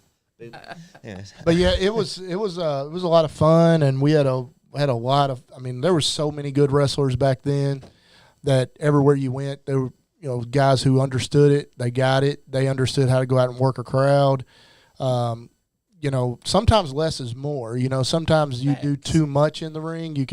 It's almost like you're force feeding them, and they don't have a chance to chew it up and digest it and understand it. So if you can do a little bit less so that they get invested in what you're doing, it's a lot better. Exactly. I remember I saw a match, Law Independent match one. There was one bump taken, and that was the finish. The match went about 20 minutes, and like I said, only one bump. I forget who it was, but one bump taken, and that was the finish. Other than that, Yeah, I mean things have everybody they were things have to be Eating right believable. out of their They have to hands. be believable. Exactly. Everybody's been in a fight at some point, and a lot of times those fights don't last real long. So you got to be believable, so people can say, "Oh, I can understand how that happened." You go out there and do a million flips and hit them with a bunch of finishing maneuvers, and they don't ever get beat, then you've killed it. Exactly. The people behind you can't come back and do that, and then you do too much. What are you going to do next week? Exactly. Exactly. You give them all of it that one night. You give it all that one night, and then what's Less next? is always Take more. a grenade and throw it at your opponent Yeah. or whatever. The whole point of what we do is to entertain people and bring them back. Exactly. So if you want to bring them back, you got to get them emotionally invested. That was fast. That's how you bring them back. Is that they get excited about it. They want to see the bad guy, the heel. They want to see him get his ass whipped. They want to didn't fall cheer in, for the did you? baby. I didn't fall in, no. That was quick. I have a spot Andrew, rope. he was That quick. was He- quick. Yeah, I just went and peed. Do you have a catheter in? You just had to go empty it? Whipped it out, man. Whip that big bad boy Oh, baby good out. Lord. That little You tiny were thing. saying, Anthony? Andrew Do Browning says, "What's good? What's up, dude? What's up, buddy? That's my bodyguard now." What's up, dude? Feel like I ain't seen you in over a month, man. I'm ready to get this thing rolling so we see you. Oh yeah, I'm ready for a New South. I'm ready for a New South show. Well, Me too. when New South comes, it's when we get this building up, it's going to be every week. So That's right. it's going to be an every week deal. It's not going to be once a month, once every 2. Our biggest thing was we have such a big setup. It's not like some of these people will come in and they'll just have a little small trailer. We've got two 24-foot trailers. Yeah. So, and then we have our production trailer too. So that's 3 trailers. So we have a big setup, and it just was so difficult going to different places. What a lot of the people don't see is, the matches or shows over at 10 o'clock. I'm there to 1 o'clock in the morning. Oh yeah. Getting everything unloaded, getting everything tied up, put up, taking back to where it needs to go, get back up. So it just was a lot. And your equipment Facts. gets weared out like a lot more by shipping it around, and so I'm sure stuff gets broken in the shipping, and stuff gets broken, taking stuff down and putting it back up, and So that's why this is going to be so much better. It's going to be set up for us. We can use it. We can focus more time on the fans and focus more on the wrestlers, and I don't have to kill myself trying to. yeah, Because those show nights, be more fun. For yeah, you yeah. even. For me, I'm always running because I want to make sure the show is as perfect as it can be. So I'm always checking everybody, Bone making sure Breaker, everyone's good. thanks for the 200 stars, brother. That's Thank you, why. Bone Breaker. That's why I'm always like, when you're running around, I'm like, I'll stop you for a minute. I'm like, is there anything I can do? And you're like, go do this, go do that. And I was like, all right, cool. Yeah, well, and I'm always one of those guys too. Is some promoters stay in the back they're never seen during the intermission. I like to come out and talk to the fans and see if they're enjoying what if they're like. And a lot of them, A lot of people want to see that too. I was to say, a lot of them's giving great feedback for that. They're 'Cause like, you're the star of the show too. I mean, you really are. You're a star of the show, and everybody knows who you are. And they want to meet the owner. They want to meet the guy that's putting on the show. They like to. So I think that the promoter should be out there doing that. yeah, I like to just come out and just see how everybody's liking it. But I don't want to be a lot of times. A lot of these wrestlers pull me into this. Like a lot of the things I did with James Storm and I wasn't wanting to really do this stuff, but they were like, no, we need to bring you out. We need to get you in there. Larry D did the same thing when I had the company before and I stepped away from it. He kept, come on, man, I want to work you. Come on. Because you're the biggest star. No, well, not really, but. I mean, really, because they're the top title guy. Yeah. The only guy bigger than that is the owner. The owner, yeah. Well, I think it was just for Larry, it was just kind nostalgia. Well, no, I think it was because I'd worked with Larry before, but I think it was I think with him, he just he wanted to. It was like a challenge because he knew I was done. Yeah, he just want to see if he can get me back in the ring. Yeah, and I think that's what it was. And and so he did. And that was a pretty cool deal because at that point we was already down to where knew we was going to probably stop. Right. Yeah. So at that point, I was involved with the church and. We did it as a ministry. So how did that work? Like, so what we told me that before, and I was just like, I'm trying to imagine in my head how that actually. So worked. What we did 3 ministry shows, and what those were, they're kind of the same thing with what the $1 Million Man Ted DiBiase does in Mississippi. He's a pastor and he does those shows. So what we did was we did a free show. So you have wrestling involved? We did a wrestling. Okay. So we set a wrestling ring up in a parking lot. Okay. And we did a free show. Yeah. So anybody can come. It doesn't pay nothing to get in. What we did was we geared it around a religion, right? So we had 3 or 4, 5 matches, and then at the intermission we did gospel singing. Yeah. And then at the end, you have like Bible themed matches, like no, nothing Cain like killing Abel and stuff nothing like that. Yeah. But we did the intermission was gospel music, and then at the end, after the main event, if you wanted to stay, you could stay, and we'd have a preacher preach. Okay. And you'd be surprised how many people stayed. Well, I'm sure. That's awesome. And so then what we did is we had wrestlers, the good guys and the bad guys, came and stood around the ring. Yeah. And they did an altar call. So after the preaching, if people wanted to come up and pray, they came up and prayed, and the wrestler prayed with them. Okay. So, and then we took love offerings for that church. So, and people would pay that for the church. Yeah. And we did the concessions for the church, and this was back in 2007. So y'all went to churches and did these? Yeah. Well, yeah. Those churches, a church I was associated with. Oh, okay. So we did it for that church for us. Yeah. So, and it was pretty crazy because we did the whole deal. The reason that Larry brought me back in to it, right, was he was a heel, of course, and he got on the microphone and started talking about how that our church, when he beat me, he was going to take the church and turn it into Larry D's liquor store. Oh my God! And that's so funny. Everybody was ticked off. They were tore up. And he said, "I'm going to turn it into Larry D's liquor store, and y'all not going to have service here no more." You know, this whole deal. That's funny. So the people are like, "You got to go in and do something about this." You know, so he knew by doing that it was going to push me into it.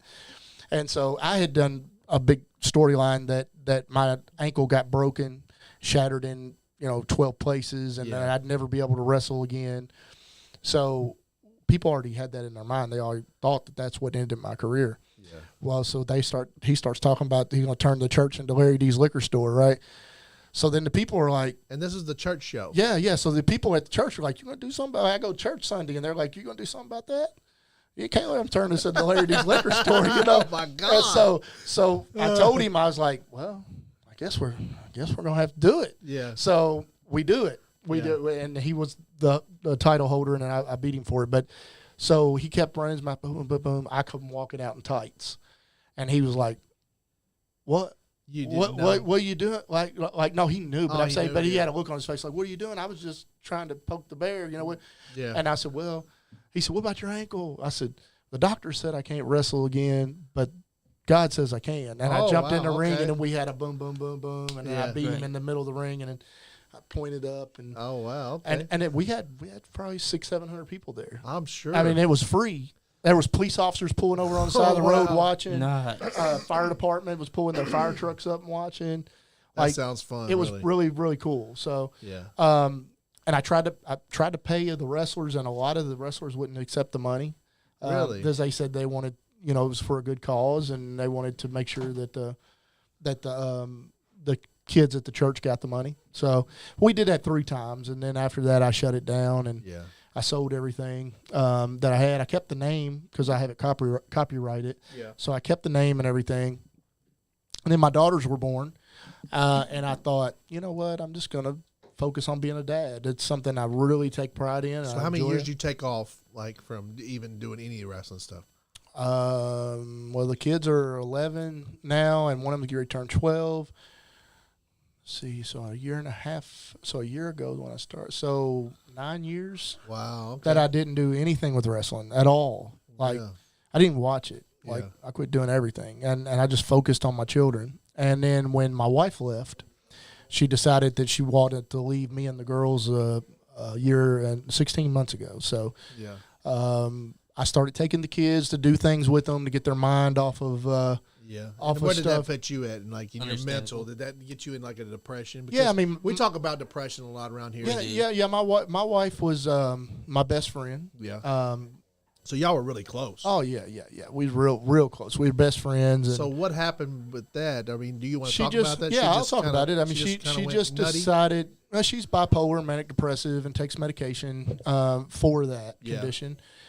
And how a lot of those people, I dealt with it for 12 years. We were married. Yeah. A lot of those up and downs because they think they're fine and they stop taking the medicine. They think it's you. And then things start going off the rails. Then they got to get back on the medicine. Yeah. So what happened is she stopped taking the medicine, and she started listening to other people that told her that she should be able to go party and be wild and self-medicating, kind of like so partying. She was drinking and stuff, and I don't do that. I don't drink, smoke. I don't do anything.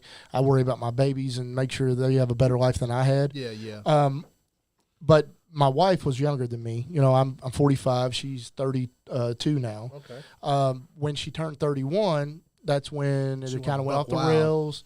People was telling her, you can go party, you can do whatever you want. Like, but no, you can't because you're married and you have children that need you to be there for them. Facts. They grow up really fast. So when they're grown, then you go do what you want to do. Yeah. But not while you're supposed to be taking care of them. Exactly. So just one day out of the blue, we take the kids to school, and she just says, I don't want to be with you anymore. Wow. She said, I want to be with this woman and man that I met. And so they're a married couple, and she's dating them both. So she moved in with them, and so that's what she's doing now. that's what she's doing. So for 16 months, she's been with them. She hasn't spoken to the kids. So she hasn't called them or talked to them? Well, she's tried, but the girls told the court they didn't want anything to do with her. Yeah.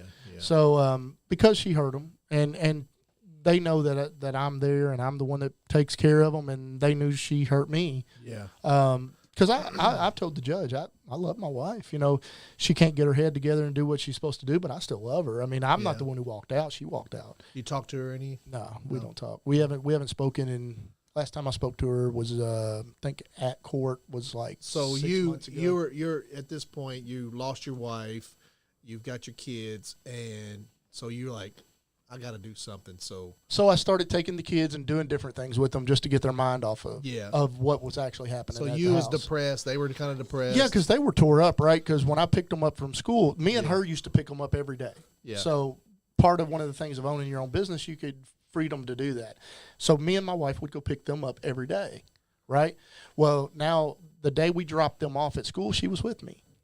Well, she left when they went to school. So when I went to pick them up, they was like, well, where's Mom? I said, well, I've got to tell you, Mom left us.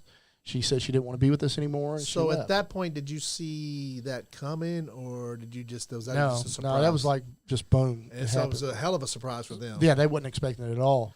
And at first, my youngest daughter would go visit her at the house, which I didn't feel comfortable with that, as I didn't like that situation. Yeah, that they were in. But she went over there for about 2-3 weeks, and then the oldest one wouldn't. That the blonde-headed one, that's Daddy's girl totally. Shorter one. She wouldn't do it. So, but the other one, that one. Hey, that Aaron, one what's up, buddy? So the other one went over there, but after a few times over there, she told me that she didn't like what was happening, so she told her she didn't want to be with her anymore, around her anymore. So I started taking them, do things with them, get their mind off of it, right? Yeah. So we'd go to movies, do different things. I told them, I said, would y'all like to go watch a wrestling show? They're like, we don't know if we're into wrestling, Dad. But at that point, was you just like, let's just go to a wrestling show, or you were like, oh, I I'm missing wrestling. Well, kind of. I've always missed. Once it's in your blood, you miss it. Like I missed it the whole 9 years. Like I missed it, but I just didn't want to be involved with it. Because, so it was in your mind the whole time. You just didn't do it because I just wanted. I was so focused about raising the children. Yeah, but right? wrestling was always. But I felt like really a piece of me was gone. Yeah. That whole 9 years, I felt like a piece of me was gone. Like who you I had been was. a performer My whole life. and you at that point you wasn't performing or anything. Yeah, it's what I've always done. Is been an entertainer my whole life. Yeah. So I just completely flipped and became dad and dad mode, and that's all I did. Well, I took them. I said, well, let's go watch some wrestling. Let's go watch some wrestling and live and see if you guys take like them it. to an indie show or do you take them to WWE? No. What we did is I said, let's go to OVW. Okay. So for 8 months, I took them to OVW every week. Okay. Every Thursday night for their TV tapings every week. Yeah. And I'm going to be honest with you, and it might ruffle some feathers of somebody who watches, but one of the reasons that I started my company back was because Matt Jones. Okay. So we got down to OVW, and I was watching. Thinking that Mac Jones pissed you off. Yes, he did. Yeah. So Okay. we was we was at OVW. I was watching the shows. I was talking with the guys, starting to get the itch, feeling it, missing it.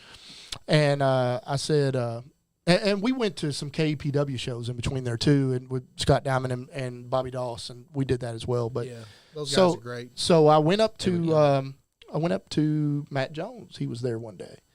And I went up to him and I said, hey, Matt, I just want to tell you, man, you got a good product here and a lot of good talent. And I said, I wrestled for 20 years and these guys are awesome.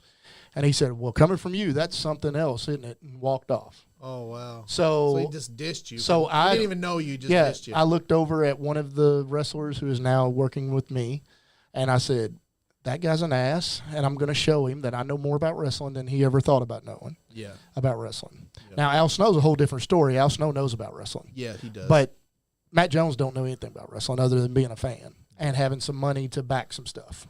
So that's really what stoked my fire. That and the girls said, Dad, we can tell you missed this. That this is your life, so we want you to keep doing it. So I said, you know what? I got my company. I still got my company. I have the copyright on my company. All I need to do is just go buy some more equipment because my equipment's old. So I went and bought all brand new equipment, and we relaunched it. Yeah.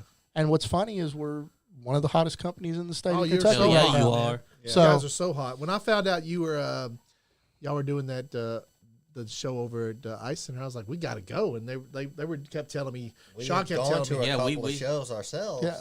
Sean kept telling me, you got to go watch this. You got to go watch this. And I was These guys are awesome. Yeah, these guys are awesome. I was like, okay. And then, and then I walked up to you and met you, and then, here we are. Well, and it's discouraging about the Matt Jones deal because prior to that, I'd never met Matt, right? Yeah, and I'm a University of Leon Lexington. I'm going to go let him in. Oh, he's here? Yeah. Okay. I'm a huge Kentucky fan, right? And so I listened to Matt Jones on KSR all the time and loved listening to him talk about Kentucky, basketball, football, all that stuff. Oh, yeah. I have season tickets to UK football. I go watch it and I tailgate. And so I love that. But when I met him and he was that arrogant, it just was like, I'll show you, buddy, that I know about wrestling. This is what I've done my whole life. Yeah, he damn straight. I've met him a couple times, and he always comes off as being a little arrogant. But I haven't really talked to him that much. But yeah, he's arrogant. I mean, he just thinks really that is. his shit don't stink, and he's arrogant. You know. Yeah. He even tried to go on. It was funny because he even tried to go on to our Twitter account, and when we brought in Tatanka. Yeah. And he said, well, obviously, Tatanka was in Kentucky, in Lexington, Kentucky. And so I went right back on and tweeted and said, yeah, and so was Jerry the King Lawler, and put a picture of me with Jerry the King Lawler and Coach Morrow. Yeah. I was like, you're arrogant. Like, and then there was no call for that. So because they think they're the biggest company in Kentucky, so they. Yeah, but that's that's all old stuff, right? Have you met my son before? Yeah, many times. I've met Leon Lexington. Yeah, many times. We're being joined by Leon Lexington in the studio. I don't like this guy though. Such a goof. You got the goofy hair. I got the pizzazz. I'm gonna tell you what I tell Noodles. It might look good, but it ain't real. Oh, I know that's real. What's up, 100%. David? David Russell. That's a buddy of mine I grew up with. That used to go watch KEPW all the time. He's watched us. How much is that pretty hair? What'd you do for that? It cost a lot. How'd you get away and get in the studio? Well, my girl's at work and Mimi's watching the kids, so I have 30 minutes to be here. Uh-oh, he got a moment to slide on in. Yeah, That's but right. Leon, you know, I don't know if everybody knows, but Leon was the inspiration behind the podcast, and he inspired me to buy the equipment because I had a little money left over from, you know, some stuff that I had done, and I bought the podcast equipment. And I was like, "What are we gonna do, man?" He's like, I said, "We're gonna start a podcast," and I bought all this equipment. And he's like, "Well, we both like wrestling," and I was like, "Yeah, we both like That wrestling." was a cool move. Let's just watch wrestling and talk bullshit about Look it. how far it's gotten y'all. So y'all conceived this baby, right. right? Yeah, we made this. This is me and my son. This is my son's idea, and I just kind of like took it upon myself. And I've tried to quit a few times, but then you know, everybody was like, "No, don't do it. Don't quit. Don't quit. Don't quit." And then like, you know, I talked you off that ledge at one time. Yeah, when everybody Yep. hacked you up, you was man, all wore out. that was something else because this is my baby, man. I put so much time and effort into this, and you know, and I'm doing it like for the kids, for my kids. You know, I spent a lot of time with this baby, but Thanks, Dad. My son. You breastfeed this baby, don't I you? do, man. Yes, he does. Leon Lexington and my son Noodles, they you know, I'm building this for them. At some point, hopefully, they'll come in and take over, and I can just be like, you know, the owner of this podcast again. But I don't think people will let me do that. And then, you know, I got Johnny Lee and I got Sean, and Sean came in, and you know, I met him at KCW a long time ago. Yeah, when Sean and Johnny came in, it basically like just transformed the podcast into something totally different. When we got this studio, I was like, I started paying rent for a studio, and I was like, I gotta do like kind of like what you're doing. I gotta do a weekly show. I can't just let Johnny, it. will I you just go can't let grab me a this- drink, please? I can't just let yes, I can't just let the studio just sit LA, here. please. I gotta actually do something. And then, you know, I started doing the every Wednesday night show, and it just took off, man. You know, and then I met you, and then you've helped me out a lot. You know, you've put me over a lot with all the wrestlers, and you had had Enzo on here, and it just kind of snowballed into what it is now. And hopefully it's going to get bigger and better. And you know, we're branching off into other stuff besides wrestling, and you know, we're adding more shows and more shows on. Now we got 2 shows a week, and Thank you so much.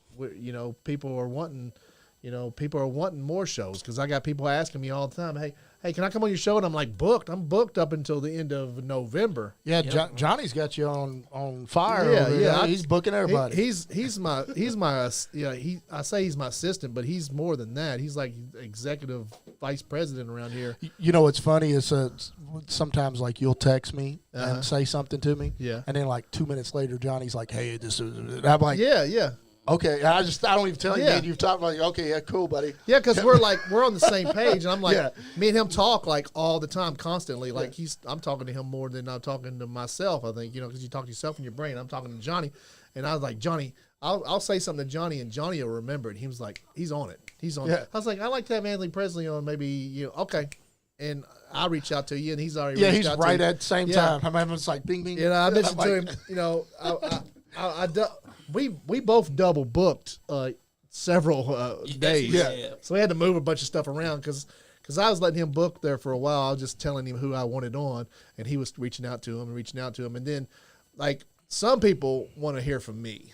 Like, some people want to hear from Andy. You know, they want Andy to ask them to be on the show. So if Johnny asks, I'm like, that's why a couple times on the If show. y'all don't answer me, then you get to that man right there. Well, you know, if Johnny reaches out to you, it's straight from me, because like I got a bunch of stuff to do with producing the show and reaching out to shows and trying to get sponsors and all this and that stuff, running the Facebook page. And so if Johnny reaches out to you, it's coming from me. So just if Johnny reaches out to you, or Sean reaches out to you, Sean's been in My hairdo looks better than your mullet.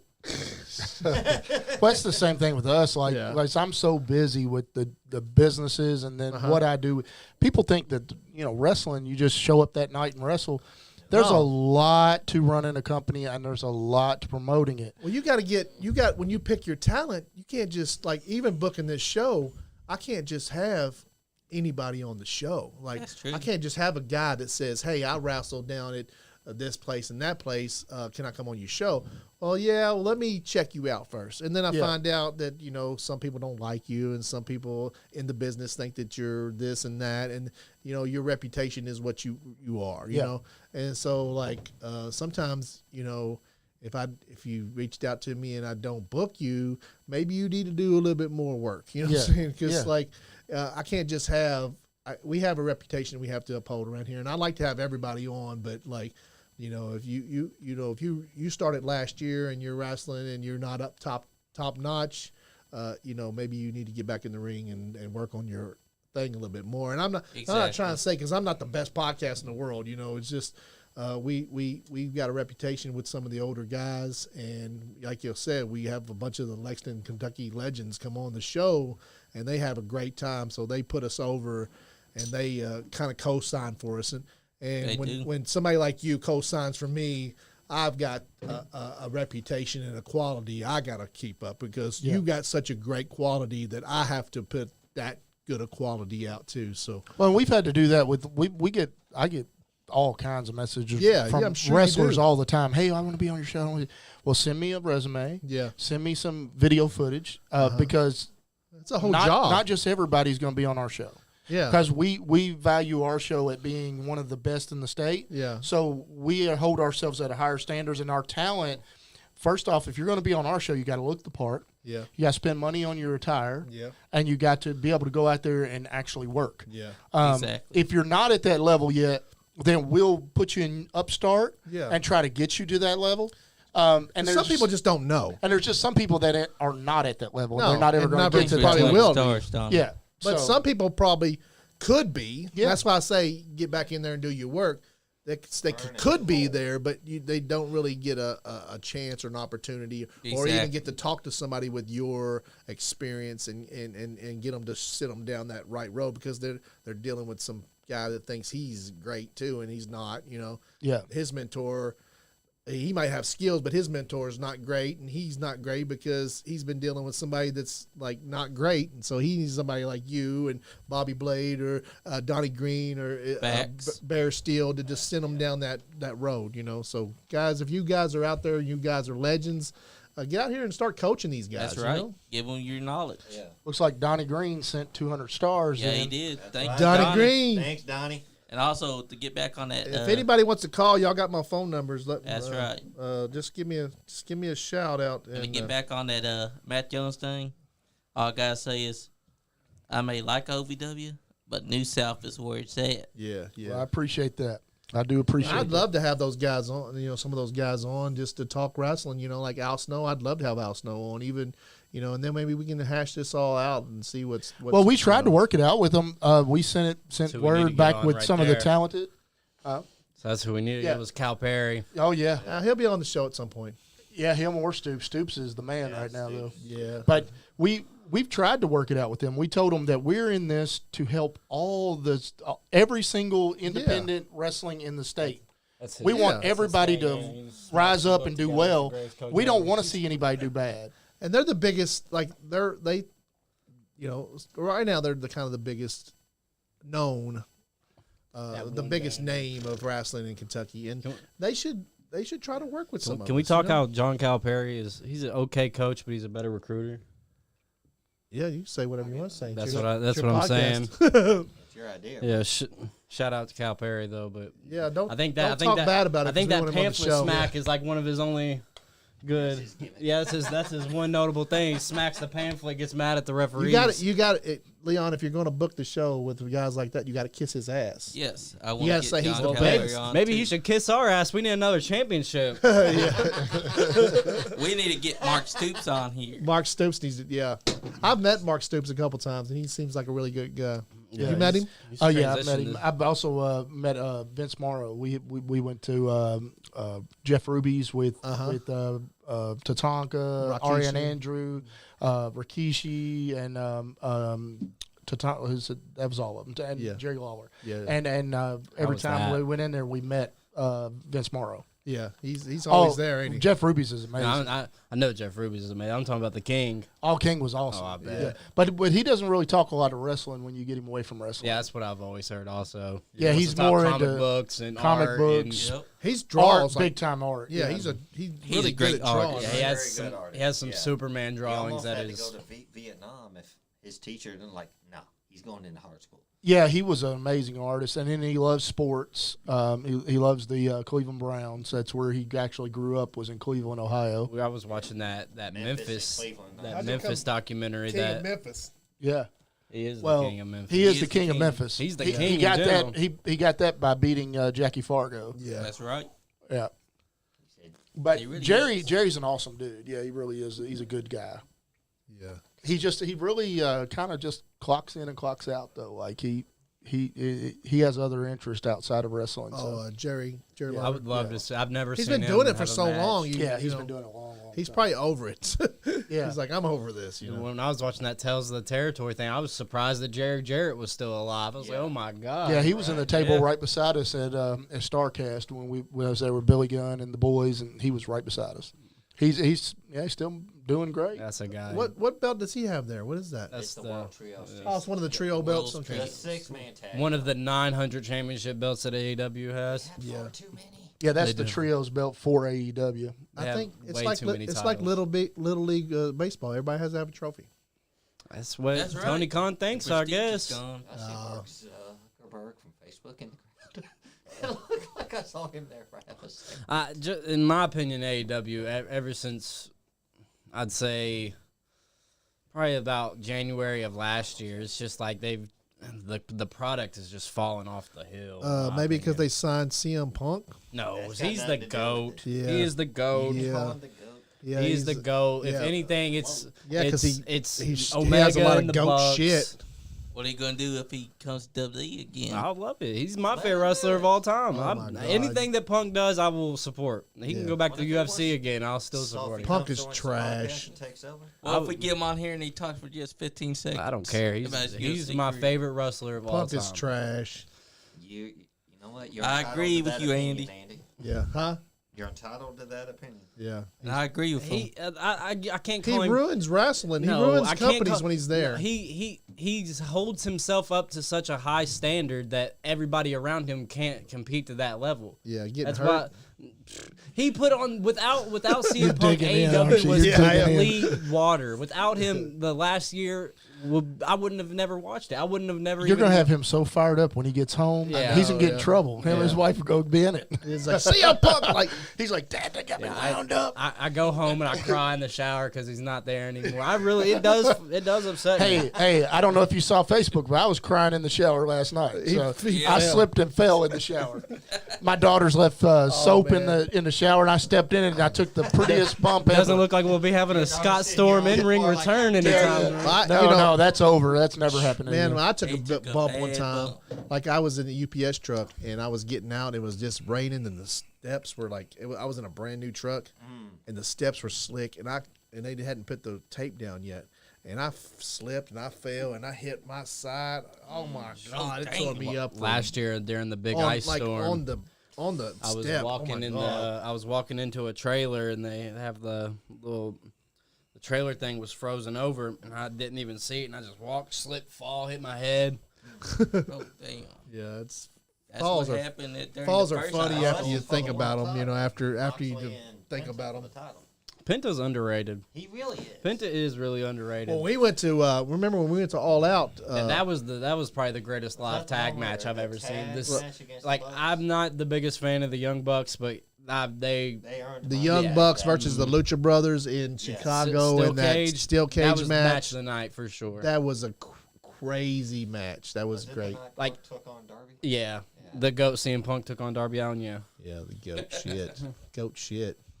Him- There's the goat right there. No. Moxley? Yeah. Moxley's Plumber all right. Mox? Plumber Locks. Hey, don't hate on Moxley. I can't hate on Mox. My hometown of Cincinnati. Donnie Green there Cincinnati? agrees that CM Punk is I overrated. thought you was from Hamilton. I am from Hamilton. It's still Hamilton, Cincinnati, same. Are they the same place? Cincinnati. Cincinnati. Are they that close to each other? They're They're about half hour We- away from each other. Yeah. We need Still to say Cincinnati. we need to find 2 fat guys from Cincinnati and call them the Cincinnati Nessia boys. says, Tony, she's surprised you're not black and blue today. I might be. I Hey, haven't don't- checked don't it make yet. fun of me being fat, sir. I haven't checked don't it yet, so appreciate I that. probably am sore. I know that. I'm real sore. So have you had your reading yet? Your astrology reading yet? Not yet. No. Just what she told me on air that night. Oh, yeah. That was it. That's all. Yeah. So Tony comes on and starts was, like, dating. right He on dates me over dates that. all my guests. Like No, I don't date all your guests. No. like this is the female ones. go The only one that I That's said the only female I've had on in a while. The only one I'll I let you said take me out to anything Jeff to ever Ruby's. was Priscilla. Yeah. That's But The I only did tell her how pretty she was. Oh, for she's, sure. she's beautiful and gorgeous and smart. oh Like, yeah, She she's is. smart, beautiful. she knows that astrology everything. great. Like, and she actually put us big over on YouTube. Yeah, she's an awesome young lady. Yeah, she's really She cool. really is. Yeah, she's something else. I'm interested to find out more. We're glad to hear it. Tony Smooth. You got a new. That's right. Yeah, you got. You know, it is. She was smiling. Yeah, last Thursday you got a new right. nickname. She was in the Smooth. podcast smiling. Oh, she was. You She were was. Yeah, she was happy. Yeah, she was impressed. She gave me a peace signal before she got out. She also was. She also was excited after the show and out Yeah, there. she was really Oh, talking yeah. about it. Yeah, she asked Yeah. about you. Like, she's like, he's really going to give me some tickets. I was like, she's like, can I bring my kids? And I was like, of course, That's yeah. what it's mainly. Oh, I'm Yeah. all about kids. Yeah, he's gonna, like- I'm with my babies all the time. Yeah, if you got You're a 10 great kids, dad. he's gonna give you like 10 tickets if you got 10 kids. my babies are right here. Yeah, with they're me in- everywhere I go. Yeah, they're always here with Chris you. Blade. Nesha said, "I'm Tony. You're This a player, guy right and here. I'm not a player, Nesha." This guy next to me is the best dad ever. So I agree. Because I I'm, haven't had enough time to mess up my kids yet. So. Yeah. I'm in that club too. I love. That's right. love Tony is being, a great dad. Oh, he I loves love his being a babies, good man. dad. He's always with his babies. Yeah, He loves them. I tell people all the time that I've accomplished a lot of different things in my life. I was in the Navy. I was in the military. I have a bachelor's and master's degree from college. I played college sports. I was 20-year wrestler.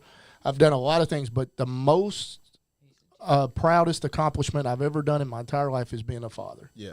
That's It's right. the best thing I've ever done in my life. I love that more than anything else. Yeah. If I had to give everything else I'm doing up, if I had to give up New South Wrestling, if I had to give everything else up for them, it'd be the easiest choice ever. That's why I like to go into that New South show in Wilmore, because like I went to the fire. back and I seen all the other wrestlers with their kids, so it was like I've never brought my kid to anything like that because he's just all over the place and don't. So it really was. It was a good time. It was nice to know that I could bring my kids somewhere like that. And Oh, we're family oriented. Yeah. We want it. We want it to be geared towards kids and geared towards families, and that's what it's about, right? It's entertainment. So we're supposed to be there to. Yeah. What we're supposed to do in our job is that 2 hours that you're at the show. Sometimes ours is 3 hours, but Yeah. But when that you're one at- was like 5 hours. boy, like 5 hours. We had like 13 matches. That was a super card. That was a super cut, but everybody was into it the oh, whole it was way. great. It was great. Every match was That's like the a night that I paper. debuted this jacket. Yeah, it was like a pay-per-view quality, which that was the Gentleman Jim Chadwick Memorial. yeah, that was that was a hell of a show there. but for that amount of time, our job is to make you whatever's going on for you in your life that you want to escape from. Yeah. We take that away from you. Yeah. So that you can walk in there for 2 hours, 3 hours, whatever it is, and you can forget about your troubles and forget about the world, and you can just enjoy yourself. that's what wrestling's did for me for the past couple of years. When COVID started, I was really into big like the comedians podcast and just listening to a bunch of stuff. And then COVID hit, and everybody was talking about COVID, it seemed like. So I felt like I had to get into something else, and wrestling was the main thing that like kept my anxiety from just going over the top and got my mind off of everything else.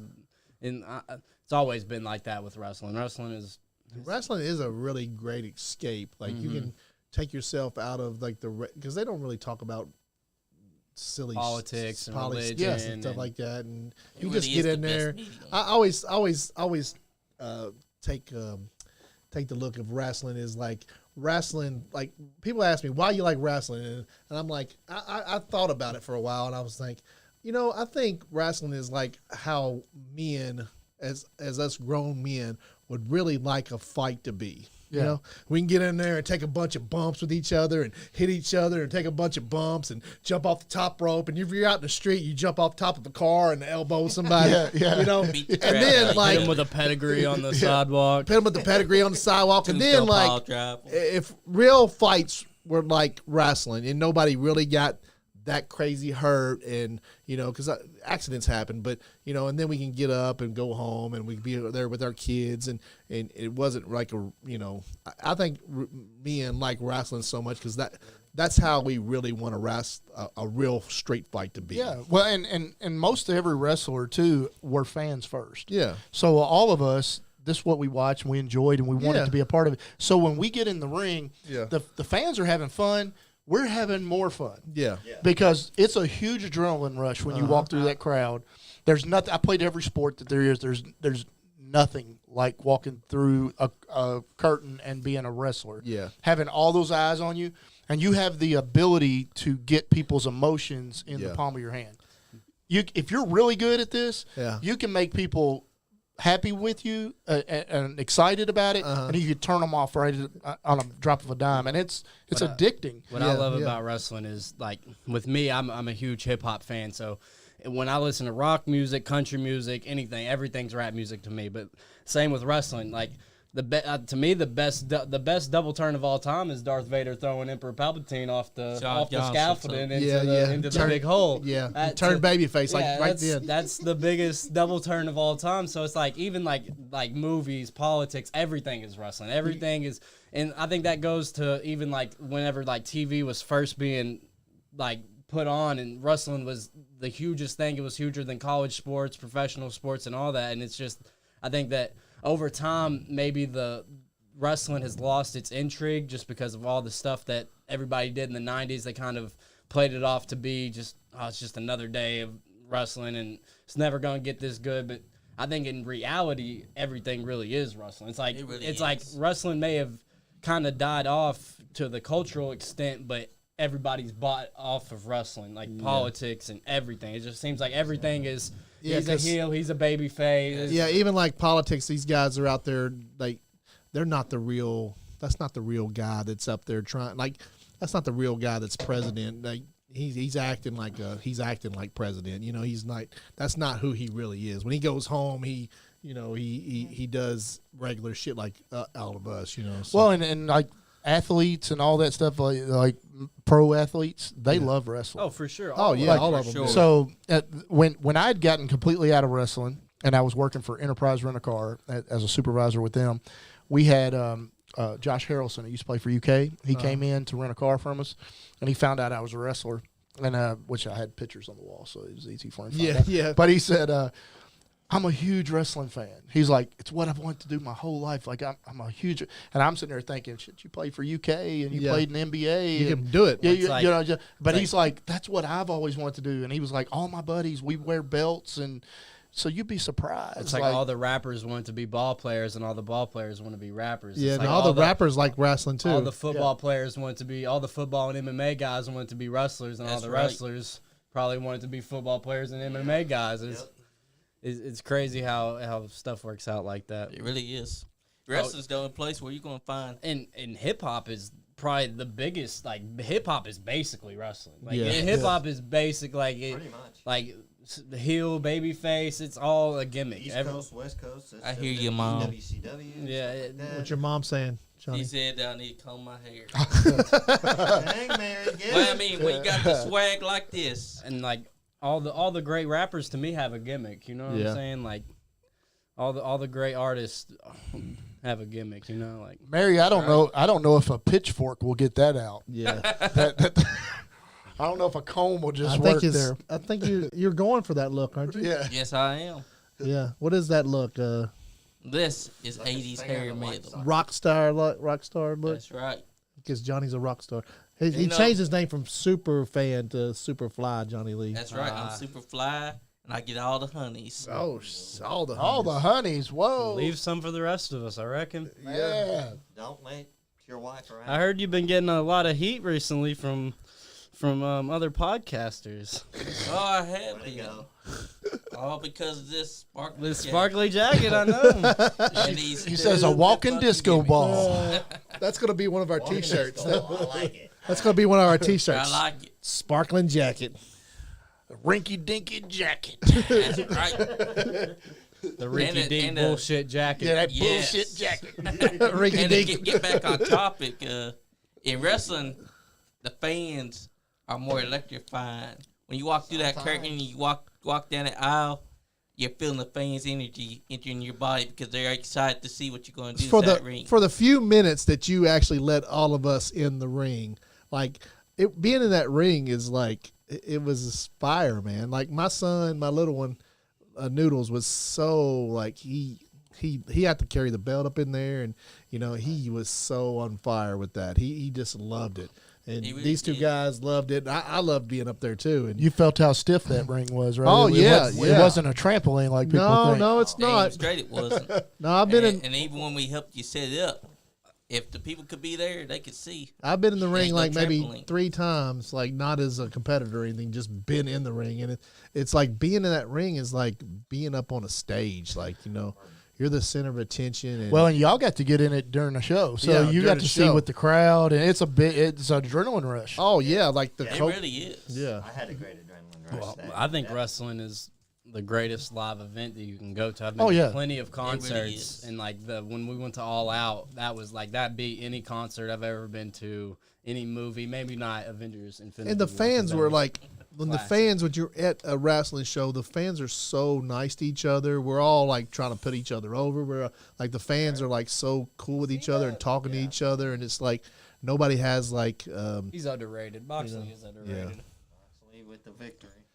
it's like Moxley so won. like it's just a fun event to go to a wrestling show. If you guys have never went to a wrestling show, you're David- not a big wrestling David fan. Russell made a great comment. Said wrestling has something for every emotion you can possibly experience.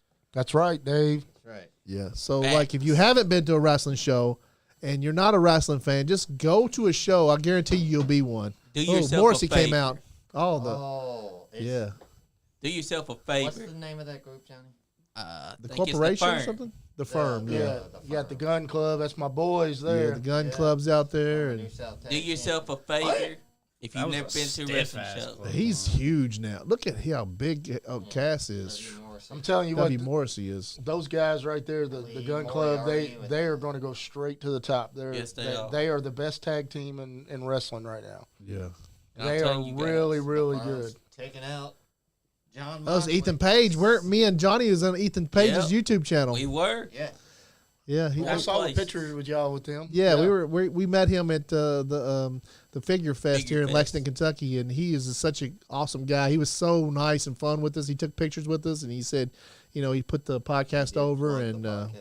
thank you, Ethan Page. You're He awesome. seems much, like Ethan. he seems like a really good guy. He's really Oh, fun. Blackpool Combat We Club, met they down locked we it, met right? Danhausen that night too, and he wouldn't put us over, but Can't get in. All the can't get in. because they he's got changed. he's very evil. That's what Yes, He's he's very very evil. evil, very nice. yeah. But yeah, if y'all want to experience something, do yourself a favor. Go to an Go to a independent wrestling show. Go to any show. Independent.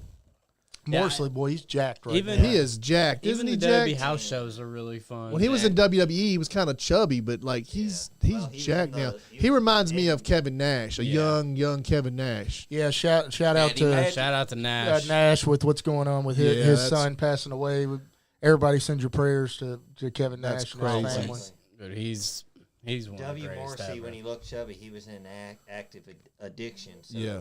but he's doing better thanks to DDP. They better not turn It him. was face. MJF. Yeah, They need to that's quit how playing. I feel. Oh, he's gonna come out and save Moxley, ain't he? He's gonna, No, He's debating doing he's it. a He's firm like, I guy. want to be the asshole, but I got to do what's right. Ah. He'll see. I bet you CM Punk send him a text and say, "I'll see you in 2024. See you at the Rumble in 2024." yeah. Oh yeah, you can see. I You think can, that's a storyline. that could be a storyline. I think he's already WrestleMania. signed an Uh-oh. extension. I heard that he has.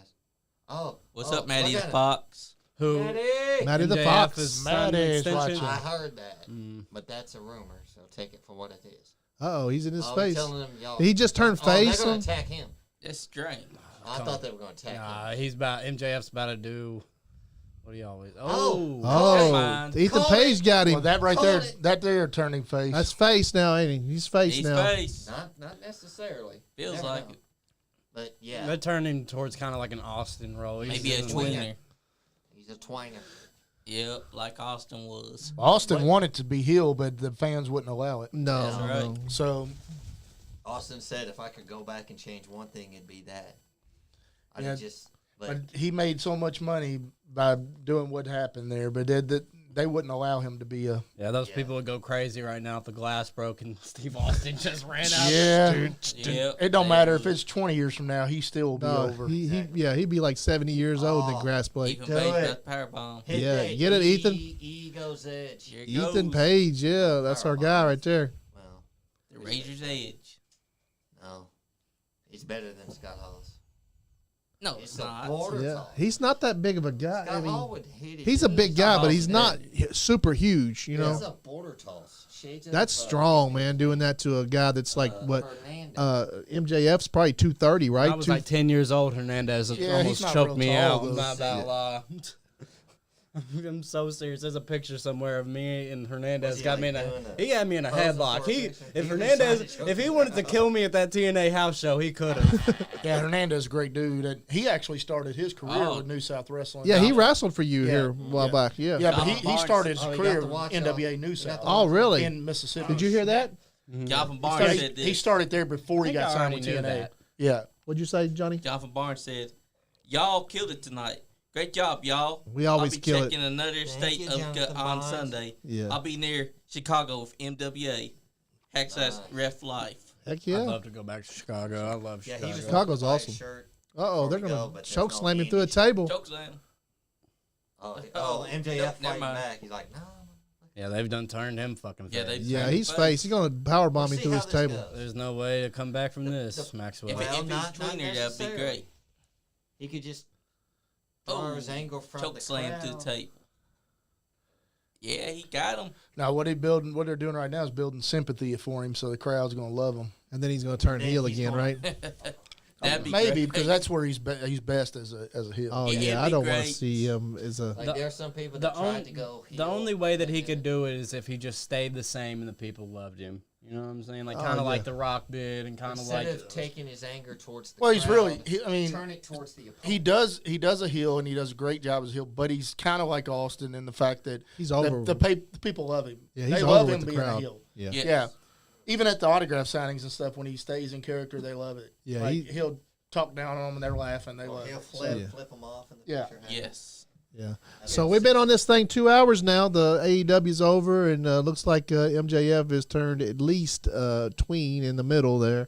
Looks like that we've talked to Scott Storm, Tony Smooth. Anthony Presley tonight, and New South Wrestling and New Upstart New promoter. South Wrestling. So at this point in the podcast, I'll let everybody say their last words. I'm gonna let the hair. The hair. The best hair. like Cousin It over here. He looks like an ingrown hair. No, I'm the best looking hair. It is Okay, beautiful. get to it. Your hair is beautiful, Johnny, and you know Thank you very much. your lawyer made me say that. So Tell us about your anus. They call you Uncle Thang.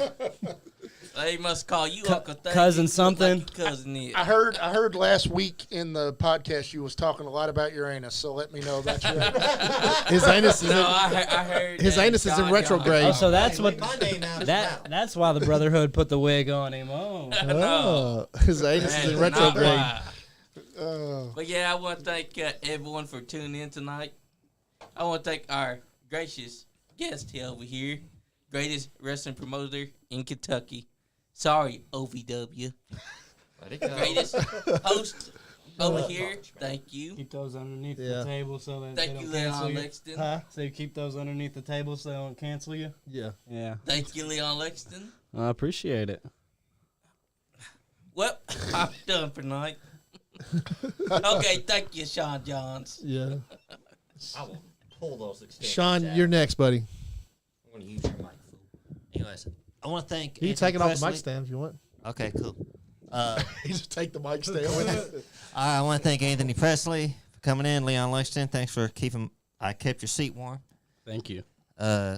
Johnny, good luck raiding Elton John's closet.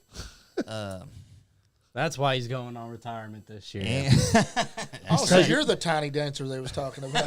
It's taking over for Elton John. all right, everybody else, stay nice. Yo, Leon, you want to go next? I don't even really know what to say, but the Kanye West interview coming soon. Gang, gang. Tony, go ahead.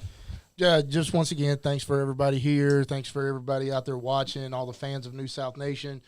Keep your eyes open and your ears open and be ready to find out here real soon in the next couple weeks when we get started with the new location and the New South Upstart and the New South Wrestling shows. We're going to have a school coming. We're going to have concerts and comedy shows and indoor cornhole tournaments, where weddings, birthdays, all kinds of different things going to be happening at the New South Arena. So keep your eyes focused on that, and that way you'll be able to see what's going on. Come out and check it out. It's nothing like indie wrestling, although I can kind of consider ourselves a little bit bigger than indie wrestling. Actually, some of the big stars who've worked on our show said the same thing, that they consider us much bigger than indie promotion, just because we've put a lot of time and money and effort into it. But I want to thank you guys, too. I love the Nice Guy Andy podcast. I'm always going to back it in any way that I can to help you guys grow. I told you that after the first time I was on, and I'm going to continue doing that. Thanks to all the guys here in the room and always making us welcome. Y'all just keep supporting the Nice Guy Andy and stay nice, as they say. Stay nice. Stay nice. And I want to say my last words. I appreciate you guys. Johnny Lee, I love the hair, man. Somebody said it Thank looks you very like much. Elton John cosplaying as Dog the Bounty Hunter. Dog the Bounty Hunter wish that he looked like me. That's a disgrace on Dog the Bounty Hunter's wife. R.I.P. That's David Russell said that. David Russell. I thought it was Darren for a minute. I want to thank Sean Johns for always being here by my side, and giving up his chair for Leon. Thank you, Sean. I want to thank Leon Lexington for joining us tonight. And, you don't always get to join us. And He finally escaped the wife. Yeah. he's taking care of them kids and, working at nighttime. So we appreciate you, Leon. He's the brains behind all this. And the award show is coming Oh, soon. the award show is coming Yes, it soon. is. I think you're nominated for one of those awards. I got the awards going to be. I think the awards are going to be here. I need to check it. I haven't checked it in a while, so I don't know what the voting is because I was kind of just giving it a little bit of time. Yeah, to so sit. we have the awards show. I don't know how I'm going to get the awards to everybody because I can't have everybody in the studio at that time. But You just got to let it simmer. just let it simmer. Oh my God! Oh wow! That is golden. I don't know what to say after We that. got Michael Jackson and Elton John up in here. Yeah. What was that character's name? It was Brian Justice. Oh, Brian- but actually I came out as Brianna. Brianna Justice is in the house. Yeah. Brianna. Listen, Johnny, you better watch out because right behind you, where your anus is His Pluto is in Uranus. Sean Johns is behind your anus. I do fear Sean Johns doing something to my anus. Pluto is in Uranus. Oh, Pluto. Well, I want to thank Anthony Presley, Tony Smooth coming in here, I think and Johnny Lee's the modern day Sacha Baron Cohen. Scott Storm. Don't Very nice. Don't insult Borat. And we always have fun when you're in here. Anthony, for a guy that said, I'm only going to stay like a half an hour, he's been here the most of anybody, I think. So, It really has. yeah, I'm only going to be here in half an hour, guys. I got things to do. And then he ends up staying here, 'Cause it's so comfortable. coming back Enjoy 3 or it. 4 hours, well, I would say that I'd like to give the Nice Guy Andy podcast 2 snaps around the world and back again. Thank you so much. Oh, my God. We're going to have Brianna Yes. Justice in I here think at we some need to make point. a motion picture. Johnny Lee versus Fandito versus Brianna. What was it? Brianna Justice. Brianna's Justice. coming out on top. Always. Because what I would just say is I would say, my boyfriend's back and you're going to be in trouble. I can't see Brianna being on top. Definitely not a bottom. Oh, wow. If you're not having fun, You're not getting none. damn skip. That's I want to thank Royal X for all your internet gaming needs. Check out Royal X and tell them the Nice Guy Andy podcast sent you, and they'll give you $5 in free play. And later on tonight at 10 p.m., or it's already been 10 p.m., Royal Dark opens, and tell them the Nice Guy Andy podcast sent you, and check them out on Facebook. They'll sign you up. And New South Wrestling, check it out. And I don't know what else to say. Shout out Joey Fan- Diaz. But David Russell said definitely will be tuning in from here on out. Good job, fellas. Thank you, David. Thank you very much. Thanks, Thanks, guys. brother. This podcast thing is it grows every day. We get bigger every day. We're branching out into other topics and stuff too, guys. We're always going to do the indie wrestling. So we're always going to have the indie wrestling guys on, but we're going to be stepping out and doing some other stuff too. But we're always going to have that wrestling show on Wednesday and to bring you guys wrestling. And we're going to have people like Priscilla, the astrologist, on. We're going to have more people on like that because we need to widen the variety of and we're going to get other people coming in, and then when they watch those shows, they can watch the wrestling stuff because we are definitely promoting wrestling. And one of our best friends of this podcast, Anthony Presley, he owns the biggest wrestling company in Lexington, Kentucky, and in Kentucky altogether. And we're not shitting on those other guys, but we just think that this guy's got the best product. So we're not going to shit on anybody's product. Everybody can be friends with us. We're all about building up wrestling, not if tearing you- it down. Yeah, we're all about building up wrestling. If you got a bad reputation out there in the wrestling scene, fix it because there's room enough for everybody. And if you're, if you reach out to us and you want to be on the podcast, make sure your shit's top dollar. That's because- right. And we're here, New South Wrestling. We're here to help build up the independent scene in the state of Kentucky. Yeah, That's so that's right. what We want to help everybody do well. I mean, that's one of the things we told OVW, is that, we've got four or 500 people coming to our shows. Yeah. We got 400 or 500 people coming to our shows, and if You leaving? if those people come to our show and they like a talent that is wrestling on OVW, Yeah. they're going to travel to go down and watch those guys at OVW. Yeah, they're gonna go So everywhere. it's not going to do anything but help you. Yeah. So I don't know why you wouldn't. Us all working together, and that's what I tell these other. I've reached out to several podcasts that are around here, and we're all trying to work together too. And you guys, You got a couple that don't. yeah, they there's just can't get well, it. I tried to work with that guy. I tried to put him over. If he would have worked with me, he would have been over by now. Instead, he Like, got because, us headed. you know, We're the ones all- talking bad about him. We don't put down anybody, and we've love tried to everybody. reach out to that guy. We could have changed his. We could have changed his whole people's perception of him, but he didn't want that. So Hey, Johnny, did you know if your aunt had balls, she'd be your uncle? Well, that was random. Oh my God! And on that, Mo, we're gonna end the show. Great moment. That ain't what your mama. That ain't what your mama said. Nice Guy Andy podcast. Yeah. That would make sense. Radio. That's great. You think all this rain will give Cabbage a big hit?